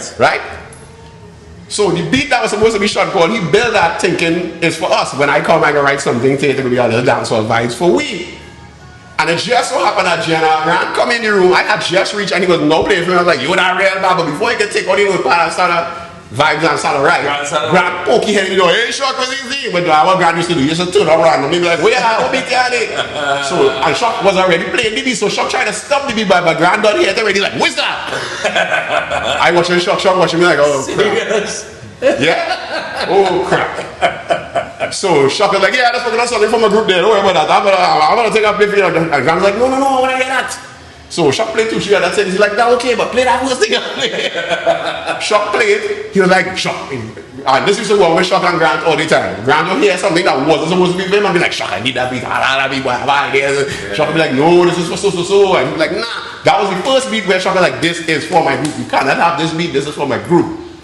This whole boy, you Patrick right here, you know when I write it. How you end up with it though? You understand? Yeah, how you got so Shock say, he say, well, Shock, I tell me the idea I have for this, it could be big. I just feeling it, but Shock, you need to give it this beat. Yeah. Which just got Grant always said, but to be fair, it was 9 out of 10 times it was true. So later, but we didn't know this. This is the first one, right? Yeah. So Shock say, alright, here we go then. Shock really smart, right? He say, alright, I can play it for you, freestyle something on it, and if it sound like a hit, it's your beat. If it's not every person that come out, they don't sound like a hit, then we go keep with it. Me and Shock watch each other like, hey, it's good. The first thing that come out, grandmother Shock call, in the dance hall, me and Shock like, jeez. Alright, well, that's enjoy your beat, sir. Have a good day. And yeah, that was how he ended up when the Shock called me. That was supposed to be for us. That was whoa. Yeah. The good thing that came out of that, so this day me and G, good. Like me and Grant, anywhere I see him, he see me, he don't always be, hey Patrick, he's one of the people who still call me Patrick. He don't call me Vybe, he don't call me Mr. Vybe, he don't call me Patrick, because when he meet me, I wasn't even Vybe yet. I was still just Patrick. So when did that name hit though? That was later. So later on, when Shock met me, first I was going by, when Shock met me in Form 1 or whatever, right. In those days I was originally going by in the name MC Easy Rock. Right? Stop. I was MC Easy Rock. Right? EZROQUE Rock. Right? Try me fancy. And tell us A. Lewis. I didn't even get Lewis, because he's Lewis. I didn't even know that you all went by Subricate. Yeah, because rapping, so you had a rap name, and them days everybody was MC this and MC that. Right? DMC and MC, Young MC and all that kind of MC8, all that kind of. So I was MC Easy Rock. But then the rock bass and DJ Easy Rock come on with It Takes Two to make the thing. So at that point I was like, well, I gotta use that name no more. Oh, we have an Easy Rock here too still. That's how Easy Rock got his name from the record. Yeah. Oh. Because he used to start the Easy Rock. Okay. I actually know Rock from Bonnier because my first girlfriend, who was Alicia's sister, lived opposite Rock. Right, so they get on Bonnier, yeah. On Bonnier, circular there. Yeah. So Rock used to be learning to DJ, and that's how I first met Rock. Right, you are once in history. I'm telling you. This going up in a whole episode, like a crime story episode documentary. I tell you, look, we already all winning. That's alright, yeah. Because one thing about on the block, when you're on the block, you gotta be taking a little sips, and then also we have no cut-off time. That's a good thing about it. We running hard, and history cannot be expelled in 1 hour, half an hour. Definitely not mine. We can't get all inside the time, because at the same time, you know, we want to keep something back also, because then now we make efforts to episode 2, the second part of this, because this is our part 1, I guarantee. Because we even reached 1994, 95. We didn't even reach Caribbean yet. We still in no compromise days. We here, so. But that's what I mean. So I was MC Easy Rock, then Rock Bass and DJ Easy Rock come up with It Takes Two to make the thing go right. I was like, okay, well, I changed my name. So then I thought I was being clever. I changed my name to MC Number 1.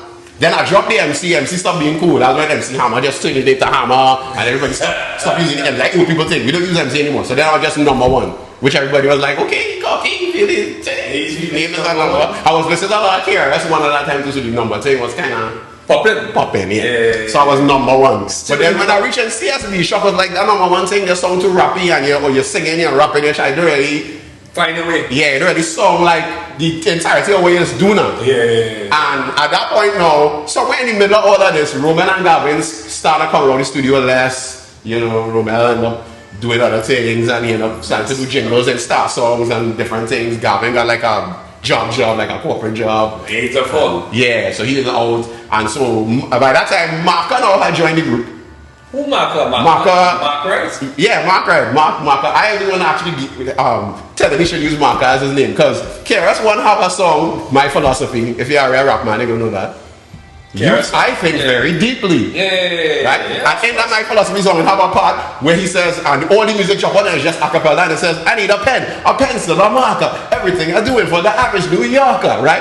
And the marker part, we had a partner named DJ Abu. When I first met Mark and started, we used to freestyle, we used to go by Abu, and we used to play records, and he had find that part, and he was scratching Marker. And I was like, that should be your name. Your name is Mark. Because he was just MC Mark at that time. Wait, hold on. Wait till the name Mark was rapping too? Yeah. When I got Marker, he was rapping. And so, yeah, vibe. So Gavin and them had left, so it was just me and Shock, and then I bring Marker in the group, and then Marker could rap, so that could, help out the vibes. Because just you alone. Oh, yeah, Gavin and them had left. So then you all still performing on the outside as the, what's the name of the band? Voice. We still did a couple shows, and then eventually Gavin and them just weren't interested, and we were more focused on, they were wanting to still do shows and stuff, and we were like, we want to record and get a deal, and so they went that way, and we went this way, basically. So then it ended up being me and Shock. Then I put in Marker, because Marker had a cool vibe, and he was on that thing, he want to record, and Marker did party time? He did party time too, yeah. Yes.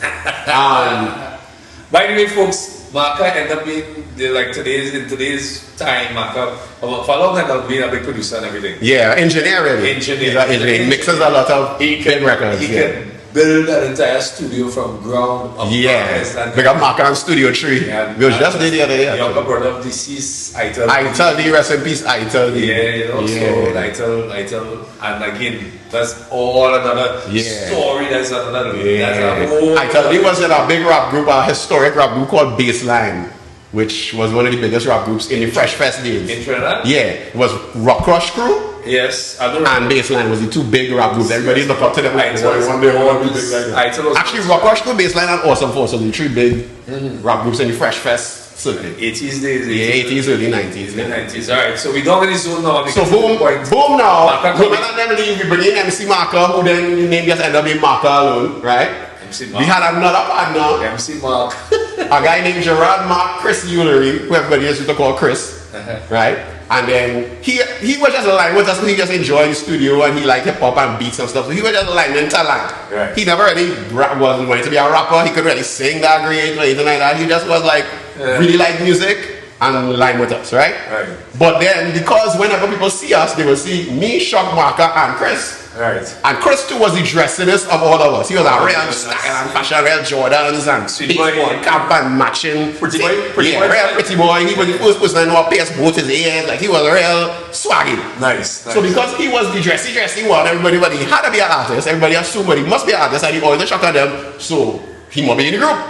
So it went through like a few months where every time we meet somebody or about somebody, they'd be like, yeah, why did the other fella in the group? I said, we're like, what, the fella, the Chris guy? We're like, no, he's not actually in the group. They're like, but he looked like he looked more like an artist than all else. So eventually we just get tired and we was like, yeah, but he in the group. Well, so he just kind of lined his way into the group. So the group ended up being me, Marker, Chris, and Shock. And then Shock was like, well, we can't keep using the voice name because I read the Romel thing. And out of respect for Romel, they go way back to, secondary school. We were still good, but they were just on a different path. Right. So we were like, we need a new name. At that time, Blackstreet was big, and there was a R&B girl group called Black, BLAQUE. BLAQUE, no Black. So, there was that whole Black thing was thinging. And so we were trying to get in that kind of Blackstreet guy, New Edition, Boys to Men, that kind of boy band kind of vibes was what we was going for. Right. Kind of R&B vocal group kind of thing. And so Shock came up with the idea, blackmail, but Shock always used to do things where he used to spell things differently, like he spelled Shell Shock, $HEL, $SHOK. Something unusual. Yeah, so he was like, okay, we'll be blackmail, but we'll spell it BLAK, and then the mail will be MAYL, right? Because we're different, we out of the box. So we were blackmail as a group, and then he was like, no, everybody need names that fit that image, now that vibe, that blackmail kind of vibration. Nice. So he was already Shell Shock. Gage and them, I didn't even know this until the other day when we interviewed AK. Gage and them gave him the name Shell Shock because they all had like weaponry-based names. Gage as in 12 gauge shot. Of course. AK as in AK-47. He was actually DJ AK-47, and then Amar and them was like AK-47, so them two violence, so just make it DJ AK.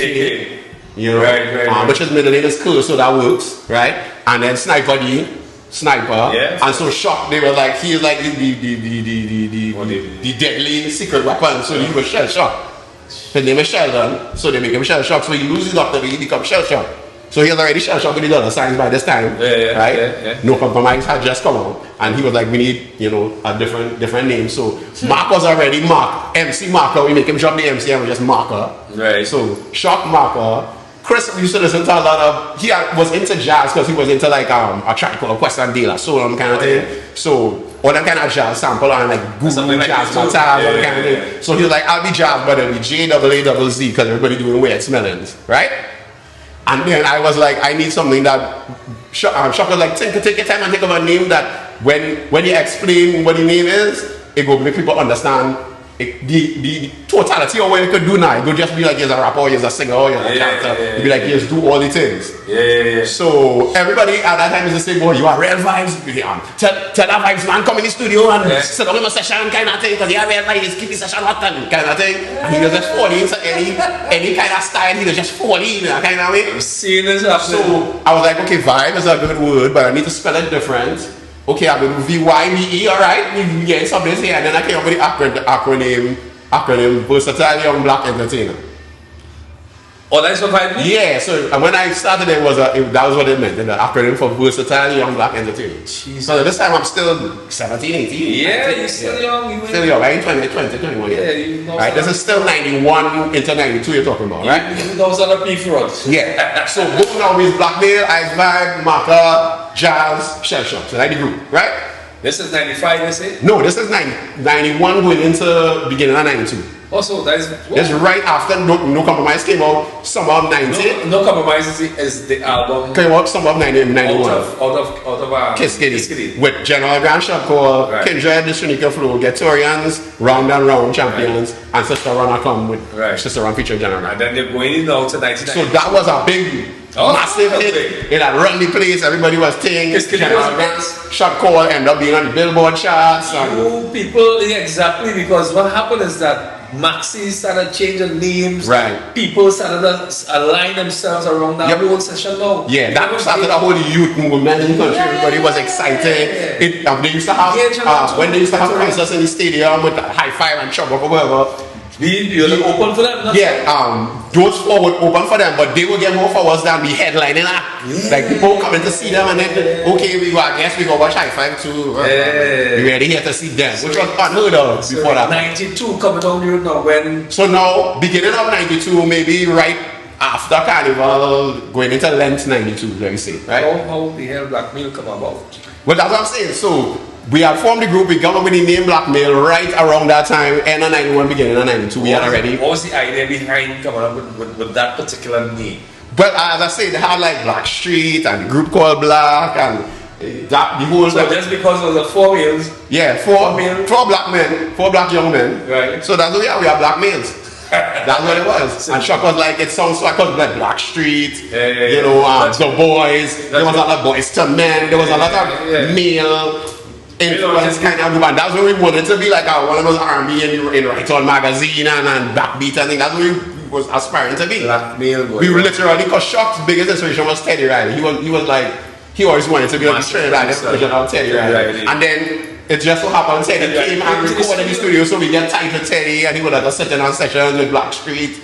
Black Street recorded their whole Another Level album, which that album had No Diggity on it. Don't Leave Me Girl. Yeah, all them songs was on. That was producing. That was recorded, mixed, everything in CSP. 99% there. You know that Teddy Riley was. Yeah. You know, okay. So and because Teddy was there every day, we did every day. So we had the opportunity to meet personally. Yeah, we ended up working with Teddy later on in the Blackmail story. So yeah, because a lot of it was really Black Street Teddy Riley thing, but also that whole black, there was like a black consciousness thing up at that time. Was like black medallions and dashikis and African cloth and growing your dread, having your natural hair. Like that was the movement at the time with the youths too. Pause or one pause because I have to get a drink up in this. I hear for that. I get something up on this side. I mean, let's say at the end of the day, we on the block. We can't be all that stories there, all them stories like giving me a kind of vibe here. I'm gonna leave it close. I'm gonna leave it close here. Catch it. Yeah, but the cheers, but nobody cheers when you're on the block alone. Take a little wet. Yeah, so that's how they named Blackmail. Shock really came up with the name Blackmail, and the whole idea is the kind of look we go have. We go be kind of hip hop, but a little swaggy. We ain't gonna be as hard as Gatorians. We gonna be more in that kind of the smooth, but we still kind of hip hop, you know. Yeah, the smooth. We doing the combat boots and the baggy jeans, and you know. I used to do the baseball caps. I had my little plaits, and everybody had the little. Yes, you used to wear the what's called it again? The shorters. Right. So the stroker. I had really short strokers in the beginning. I started out with a height up fade and then strokers. But the cap that you used to wear, what's the name of that cap? I didn't used to do the cap. Jazz used to wear the cap. Oh, yeah, you had the curls. I had the first. I had on the actual cap when I had like a height up fade, like I couldn't play kind of height up fade. Right. And then by the following year, I did the strokers thing because everybody was doing the height up fade. I was like, I want to be different. But yeah, so boom now beginning at 91, beginning at 92. Like right around length, because they would have did carnival stuff first, Jala and Shadow, they all them thing. But no, Shadow was next year, but they would have done Shadow album for that year, Jala, all these different records they would have done, right? Yeah, that's the one thing. And then, right as length started hit and the carnival thing kind of simmered down, because in them days, once length hit, that year, and I soak until 19.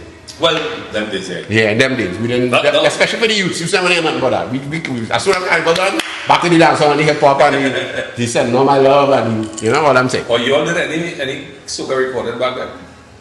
Later on we ended up doing the soca thing. Oh, okay. We started off in the pop R&B, like the meaning around like that time when you all were together and it was funny inside with later on in the years following we end up we coming to that. So boom now. It's not real thing in between. Real thing coming here. So boom now around lens after Carnival, Robert and John basically pulled Shock in a meeting and explained to him, okay, No Compromise was real big, General Grant going international, they have labels talking about wanting to sign him and he had the Billboard charts, Red Alert and DJ Red Alert had come and do a remix of Shot Call. Ali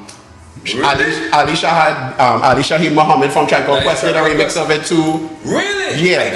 Really? Whoa. Yeah, if you could get your hands on the maxi single, remember maxi singles, the CD with a bunch of different remixes of the song? Okay. The maxi single for General Grant Shot Call had remixed by DJ Red Alert, remixed by Kid Capri, remixed by DJ Ali Shaheed Muhammad. Kid Capri? Yeah. Remix, it has so many remixes. Yeah, and that's how it ended up being, because you get the Red Alert remix, so you're going to play on BLS. You get the Kid Capri remix, so you play on Hot 97, right? You get the Ali Shaheed Muhammad, so that playing on that was more like an R&B urban kind of jazz kind of vibe, so that playing on the urban stations in between, that playing more R&B and stuff. I had no idea that went all the way. Yeah, all of that. And Shock did a couple different mixes too that were more dance. But I remember General Grant had a song called Soca Take Me to the Billboard charts. Yeah, that later on. That down the road. So Grant was big and the No Compromise thing was like the biggest thing for youth. So now every youth wants to be the next General Grant, the next Sister Run, the next Get Her, the next Kindred, right? It was big. Boom. So then, in the length now after the following year, 91, Robert and them come to, no, 90. Sorry, my bad. No Compromise 92. So the length of 93. Yes. They come to Shock and say, okay, here we're going. We want to do a follow-up to No Compromise, to the No Compromise project, but we put in more acts. So initially they tell Shock we want to do, the first one was 4. We were like to take it up to maybe like 9, 10 acts. That was the original plan. Okay. Cool. Shock said, no problem. Now this time we have a whole network of people between party time, Fresh Fest, and Shock gets meeting people in between here, there, everywhere. And Shock now everybody.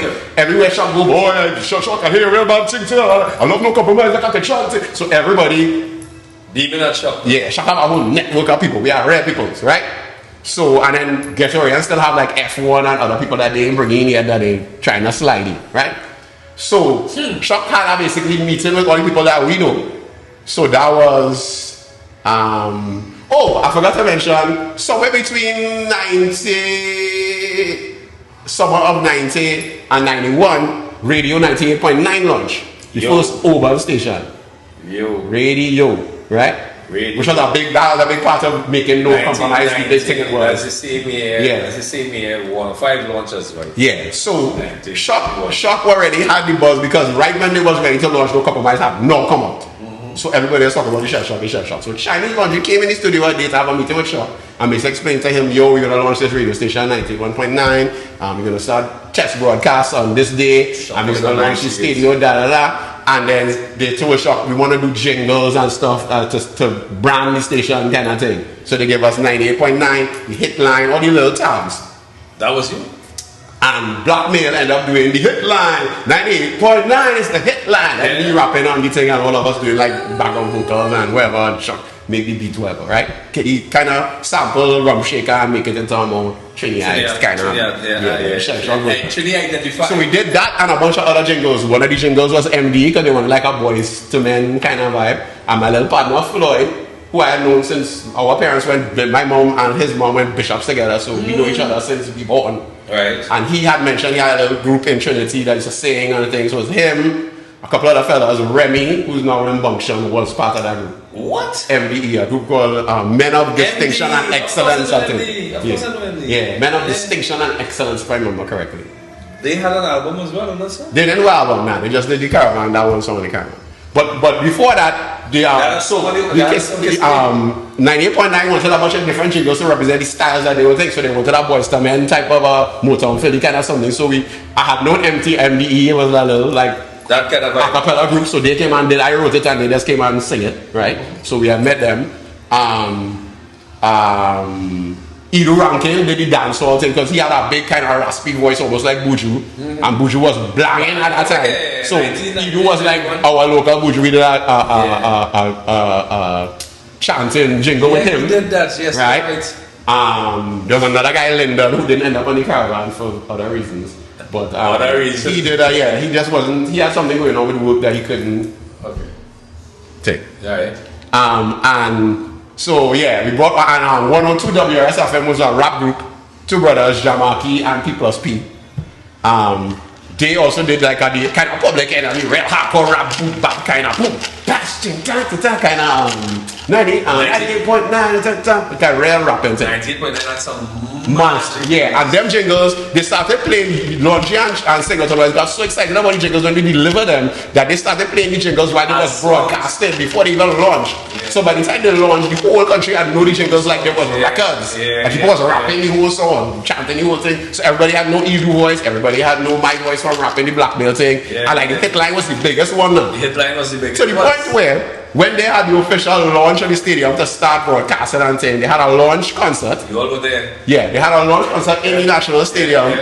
Right out the National Stadium, and the headliners for that concert was Chris Cross, who was big at that time. Jump and Warm It Up was like, and Jump had a remix with Supercat, and so Supercat also was the second headliner.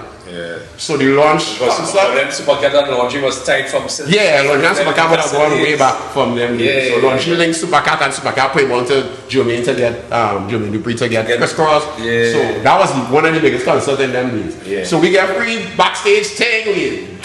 We had gotten hoodies made with different colors and thing. So we all in the matching hoodie and with jeans and we combat boots looking real official. Let me ask you this now, they get paid? Nah, we didn't get paid because it happened. We just got backstage passes and said, no, it's like, the least we can do is like, they come backstage and, meet Chris Cross and thing. And so we did live in backstage, and then right before Chris Cross was supposed to go on first before Supercat, the DJ's playing that thing, Signal comes across and going, yo, Chuck, I feel you and you should go and sing the jingle, boy. I was like, excuse? He's like, yeah, trust me, for they run out there sing the jingle, the whole place going to mash up. I was like, you asking me to sing like a 45-second jingle? Like it's a song in the national. You don't understand what you're asking me, bro? Nah. I take it to myself, you crazy? Signal was like, trust me, fellas. Oh, they have to do this. My spirit just telling me as a DJ, before they do that right now, the place going to turn up. So Shock was like, fellas, let me do it. What the hell was the worst thing that happened? We thinking, okay, people will probably be like, all right, guys, who sing this song, and they go press. Shock went behind the thing. It just so happened Shock had the dap on him with all the jingles and stuff. Shock used to walk around with like 3 or 4 daps all the time. Because you never know, you might meet somebody. So Shock pull out the dap, put it in the dap machine, press the thing. They gave us 2 mics, me and Mark and Chris run out. Pum pum pum, pum pum pum pum. When I started, just a turn on the dad, the whole place had a mash up, people jumping, waving. Drink fly up in the air, people take off the jersey and stuff. I turned it up watching Shock watching me sit down in the back, like, yeah! Singing, I know, you jumping up, hugging up each other. That was when we really realized how big it was. Those jingles were. So after that, we were like, oh, Dicey, for those things, jingles. So after that now, I take me up to the next level. So boom now, the next Caravan time come around. So Shock said to Robert, well, obviously, Get Well will come back, obviously, because they signed to the label, obviously, Kendrick will do a follow-up, so obviously, Grant's, well, they was already working on Grant album, so we go release Grant album as a separate thing, right?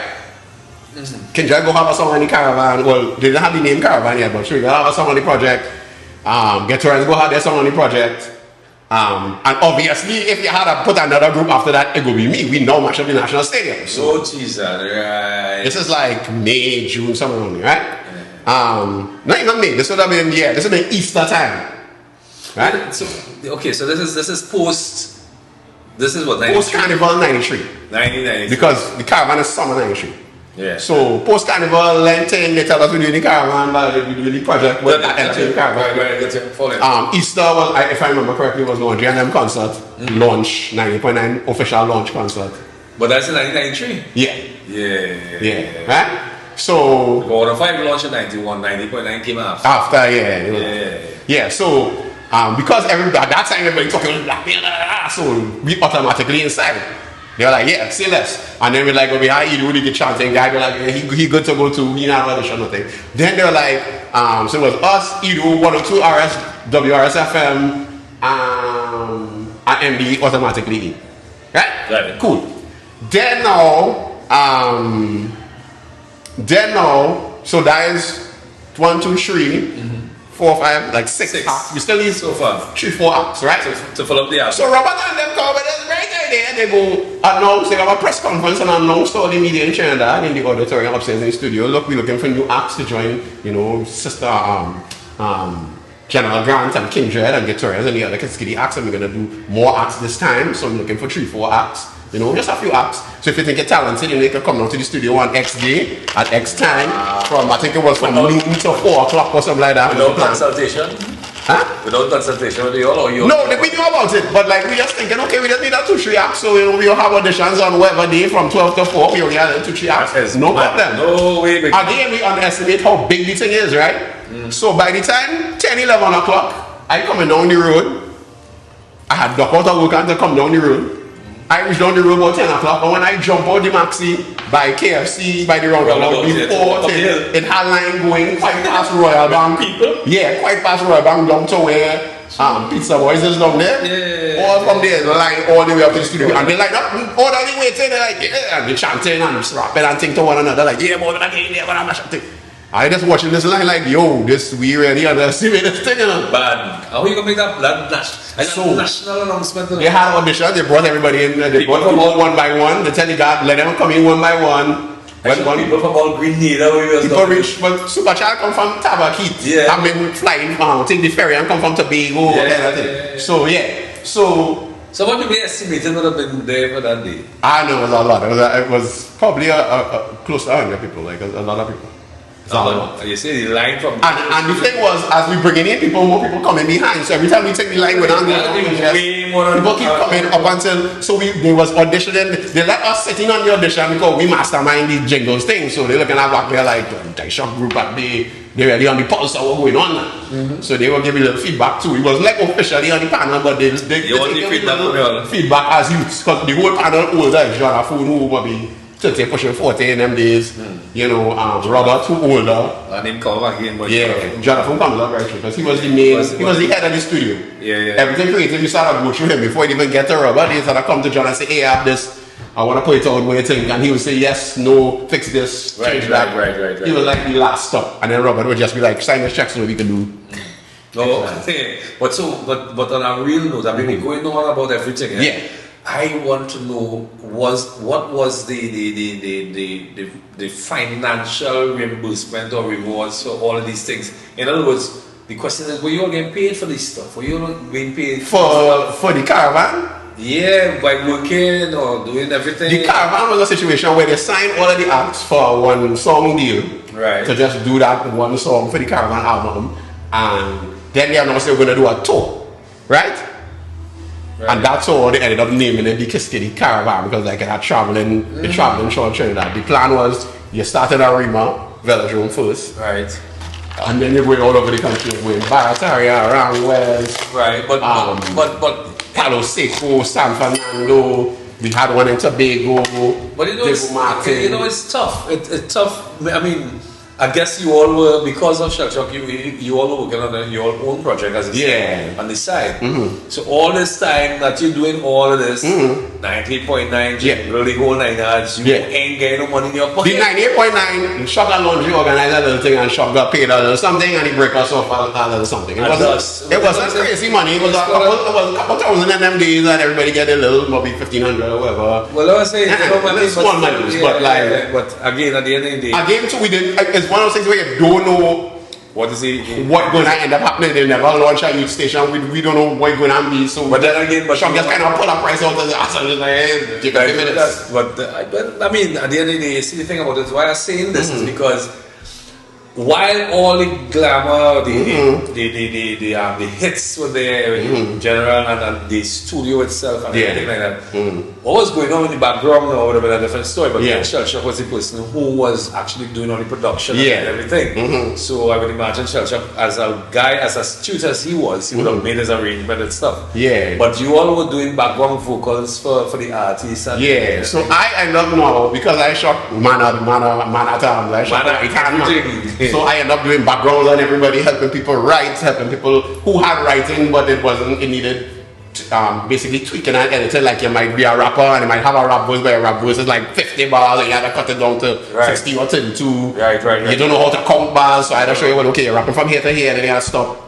So you were basically this verse stronger, so put this on your first verse and then I still doing all that work, right? While working on your own stuff. While working. Well, that was funny because I was so busy doing, me and Shock so busy doing everybody project.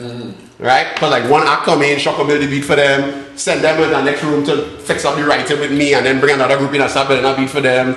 And then when they done and they go into writing, I'll bring the other group in, and then I will push them to do the vocal and leave to help the other group write. And so you go like a factory. Wow. So that happened for a few weeks until we get all the no. But so we're back to the audition. We thought it was going to be 10.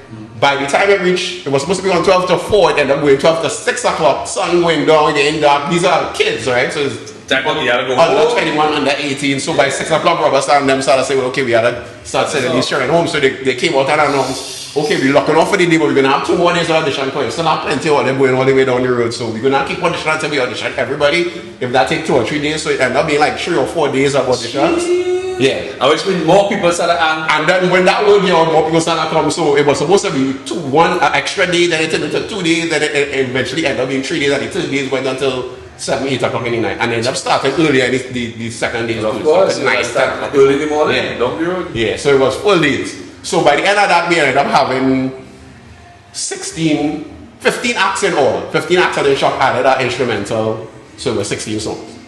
Right? So it was 15 acts in all. Right? And that acts range a bunch of things. It even worked out to where I had bringing Anton, my partner Anton, who was in the group with me. I ended up going and saying, boy, they're bringing new acts, the thing comes out. In a group, he was like, I already have a group, you just sing. I was like, alright, cool. But they come in, thing. We go hear your girl, I will let Shock hear your girl sing. Or Shock already know Anton, so he's like, yeah, once your girl cutting it, we go slide inside. Of course. So Anton slide in, they end up taking back our old name, Step 2. Okay, so that's how Anton ended up getting on the caravan with Step 2. But like a house kind of song. But that's his name. That was the old. That was the name we and him had come up with together when I first met him. Nothing wrong with that. So that he was like, I would not use Step 2, like that make all the sense. So and that's how I ended up chanting on the hook because Shock wanted like our chanting vibes too. Kind of thing. So I guess something for you to drink by you. Last one and low man.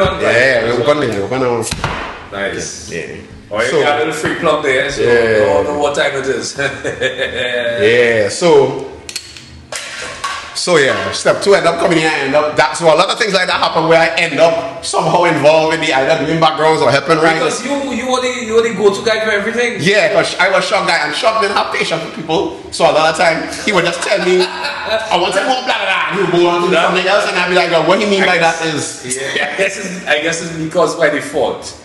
By default. Because he on so many things way ahead and he doing all these things at the same time. He doing 3-4 songs in a day and kind of thing. He can't deal with all so I when you go through the album, you hear my voice all over it. I help write this and fix that. And I mean just going forward, it is you in everything. That's still what I do to this day. We'll get to hopefully we'll get to that to this today. So but fast forward now, come down to the end, we record all the songs, Shock started a mix. 1993? What year was this? 1993. This is before summer 1993, but June, May, June, somewhere around there. We in the final stages, we mixing now. So everybody song finished recording. So hold on. Before you go there, who were the last 3 or 4 for the album? The last 3, I know. After 2, 3 or 4. I remember talking to John on phone recently, and he pointed out that Daddy Ozzy and Yardfall Crew, Daddy Ozzy and Ricky Dan was the last. Right, but no, you all had the general crew already, the main crew. Yeah. Like 6 of you all. You all had 4 more people again. That's for the album, to finish the album for that particular. Yeah. So it ended up being General Grant, who was doing his own album, right? Kindred. Right, but that's the original crew. Ghettorians. Right. And Blackmail. 102 WRSFM, who was on the jingles. Right. MBE was on the jingles. 6. Edu Rankin was on the jingles. Okay, so Edu ended up getting on board. Edu, he was inside one time. He Like was on the jingles. He was inside. Right. Then after that, Superchild come and audition. So he was out of the audition. Yeah, out of the audition, you have Superchild. You have Ozzy American Homefront. Although Ozzy didn't even really have audio kind of audition, just to audition because he had known all of us from party time. I went to George's with him, so yeah, we go way back. So we had when that Ozzy walking away like he is. I didn't matter here. We didn't know, and we had known that he was in Kindred before, all that kind of thing. So it was like Ozzy's a no-brainer. There was a group called Boys in the Road, which actually was Romel's neighbors. Mark and Marvin Loney, who literally lived next door to Romel, who was in band with us. So we had known, they used to come to all our gigs and hang out with Sheldon and Marvin went way back. So once Marvin and his brother came, Marvin and Mark came with their group, and they had another guy, Rush Reyes, used to work in ETC with Shock. Right? So it's 2 brothers that Shock knew from Romel, and another guy that Shock knew used to work at ETC with him in the shop selling cassettes and things. And a 3rd guy, KK, who was the rapper, the lead guy, right? And that was a group. And that was the group Boys in the Road. Okay. Yeah, jam to the beat and they read it up. So once they walk in, we was like, well, let me say, let me people. So Boys in the Road was there. Step 2, Ansel and them, they came in. But I won't say no, because everybody who got in, they had to audition. Had either was in because of the jingles or had to audition. Yeah. Right? But so for some people, step 2 did an audition, but like certain people audition, but you already know what they capable of, so you ain't worried. They just audition into audition, right? Like step 2 was like that. Nasty X came on audition and blew everybody, man. He was like, Shock was like, come on, check me tomorrow. That's all. Nasty X. Nasty X was which one again? Trinidad, the one Trinidad, where come from? Funny time that they open his mouth and sing that, Shock was like, I don't need to hear no more. Come tomorrow, understand? Them and Superchild was like that. Shock was like, okay, here's what's going on. If the audition's done, I'm going upstairs now, just follow me up the stairs, sir, and we go just cut your song one time. Serious? Yeah, he got ambushed that sing. So wait, hold on. So Chicky Dan was dancing? Chicky was there. Chicky came on audition. He was like, yeah, he had audition with another song. And when Shock carried him to the room later on, days later, and he went through 3 or 4. Most people audition with a song, and then 3 or 4 days later, they would sing a bunch of Shock would sing something else. Okay, that one can work. And he got very big for that and thing. So that was like, Chicky was like that. Ozzy and them was like that. Ozzy had a bunch of songs, and then give yourself a chance. Just happened to be the one. Shock was like, yeah, I like the conscious vibe of that. Yeah. And Shock too was thinking of it as an album. Like he didn't want no 2 people having the same vibe now, so he wanted everybody in a different space. If you go back and listen to that album, everybody in a different space. He do song like Chicky do song like Child do song like brilliant. Yeah, which is brilliant because they rap song the same. None of the rap song everybody. Because you don't want song, you don't want to get boring. Yeah. So that's why Shock would be like, sing something else. Okay, that one could fit. Shock was really he was really out in that sense. So yeah, so all the songs cut like that. Huff and Puff was Raw Basics.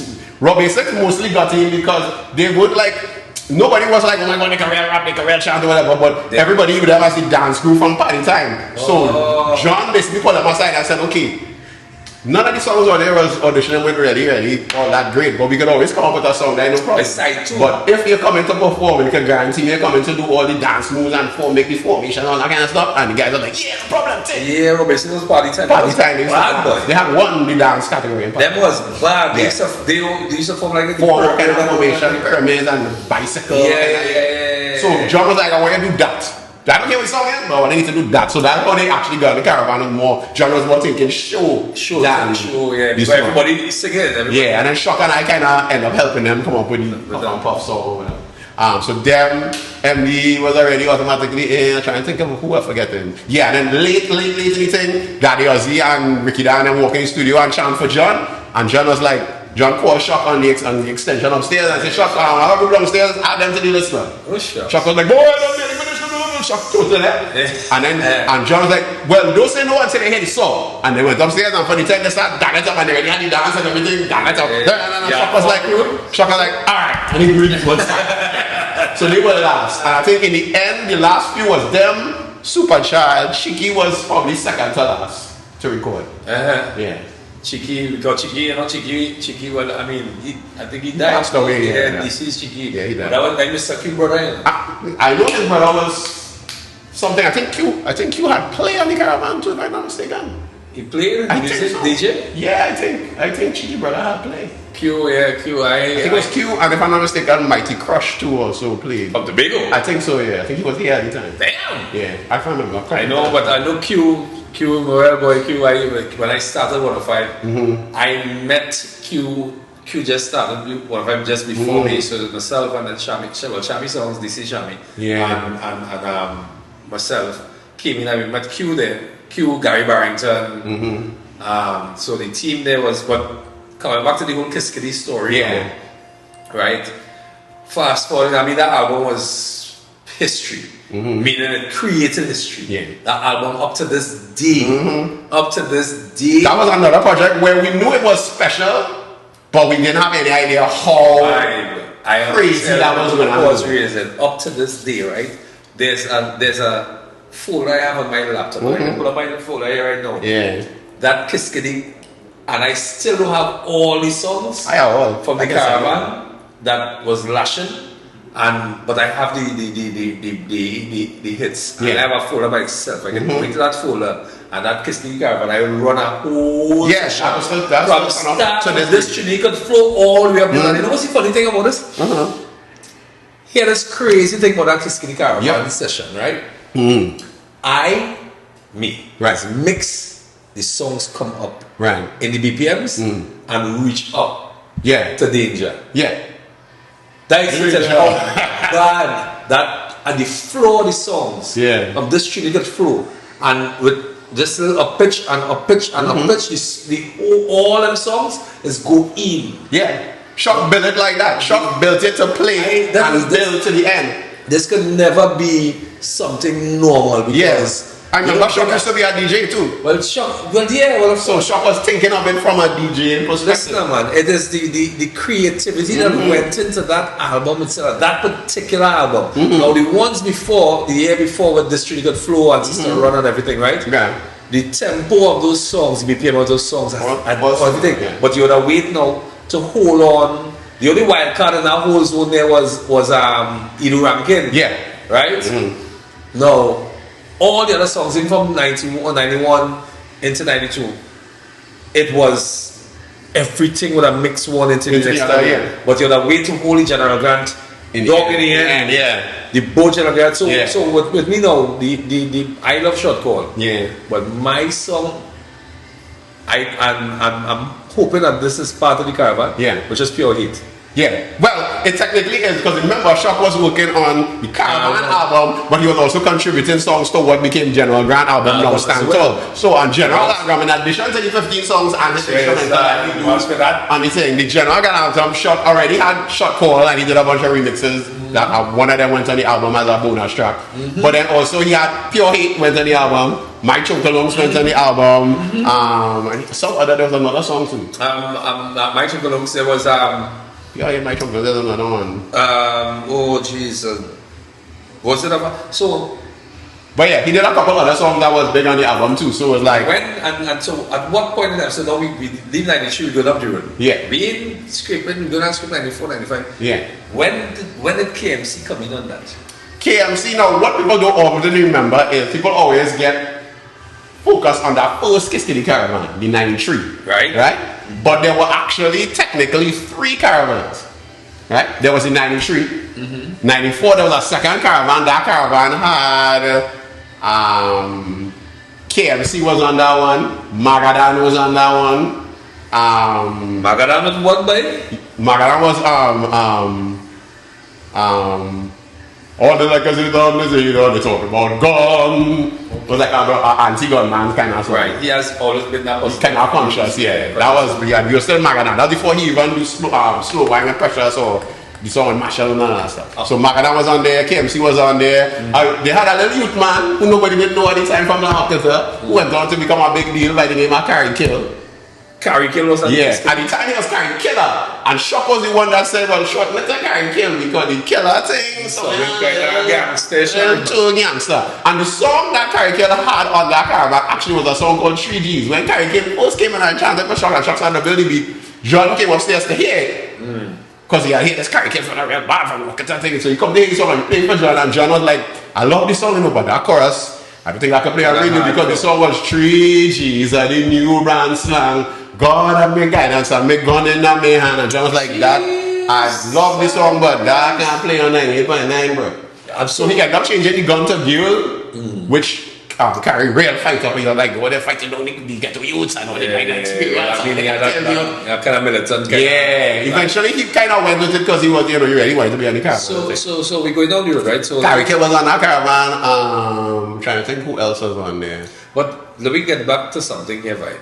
Jace was on that caravan. Just Jace? Yeah, he had a song called Jace had a Jace had a song on the caravan called I'll go back to that, boy. I'll go back to that.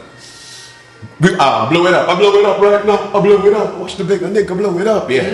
Jace had a song called Blow It Up. It was a proper second caravan. Right. It didn't do as well as it was always still did good. But listen, you see the thing about it is the Kiss Kitty Caravan everybody played would be the Kiss Kitty Caravan that we would the first one. The first and second. First and second. Well, no compromise on Kiss Kitty Caravan. Right, yes. Then the second one. And then the third rounds now.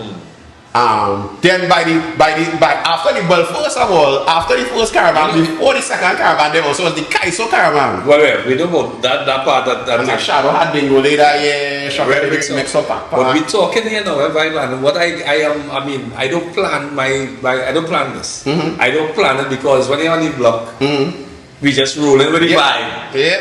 Literally rolling with the vibe, right? But the thing about it is, you have all this information, Vybe, because you were present. Yep. And this is just an era here. Yeah. This is one era. That's part of your era. Yeah. And the thing about it is, a lot of people would not have a clue how integral you are in this whole scene. Although Shell Shock was a big producer and everything. Yep. Shell Shock was the mastermind in terms of the production and the whole 9 yards. I would imagine your role in all of this, being Shell Shock right hand man, have to be one of the most important roles in all of this. I kind of overseeing the writing part of it, the lyrics, and the vocals, all that me. So the question, were you officially hired by? At no point they didn't really. I don't think they really understood me. Only really Shock and individual people would have known what I did for their individual project. I don't think everybody understood until way later that I was involved at that level on everybody's project. But they didn't understood. But what was the reward for all of this? I mean, granted, history is that will be your thing, right? That's down the road, down the line, and everything. But all I am getting is that Vybe is neutral. Yep. Vybe is not on the money. Vybe is on the quality of what goes on. Yeah. And what you are is an individual who they call this person the wild card. The card that you could touch on from a musical standpoint and also from a writing standpoint or pen composing. To vocalizing, because I'm sure you're going to be in the studio assisting these individuals to make certain notes and giving them training and everything. And I mean, you know why you're different? In all this conversation, you have no grounds. Because I am 100% sure you were not compensated probably for anything that you've done, but because of the love for this not just music on the whole. Yeah. And your ability to be able to do everything. Yeah. You, and even up to now, Vybe, I always say you are one of the most underrated. I get that a lot. I will say this. I get that The a lot. most underrated, I hear that a lot. not even artist, I hear that a lot. entertainer Yeah. in Trinidad and Tobago. I hear that a one lot. of the most underrated because Vybe has been instrumental for so So many people's different careers. things. Yeah. It's facts. Ladies and gentlemen, outside facts. there right now, I'm not talking this of a hype and of a Vybe Yeah. because Vybe and I It's see what's in facts, front of it's him. That's the time facts. that I knew him, Yeah.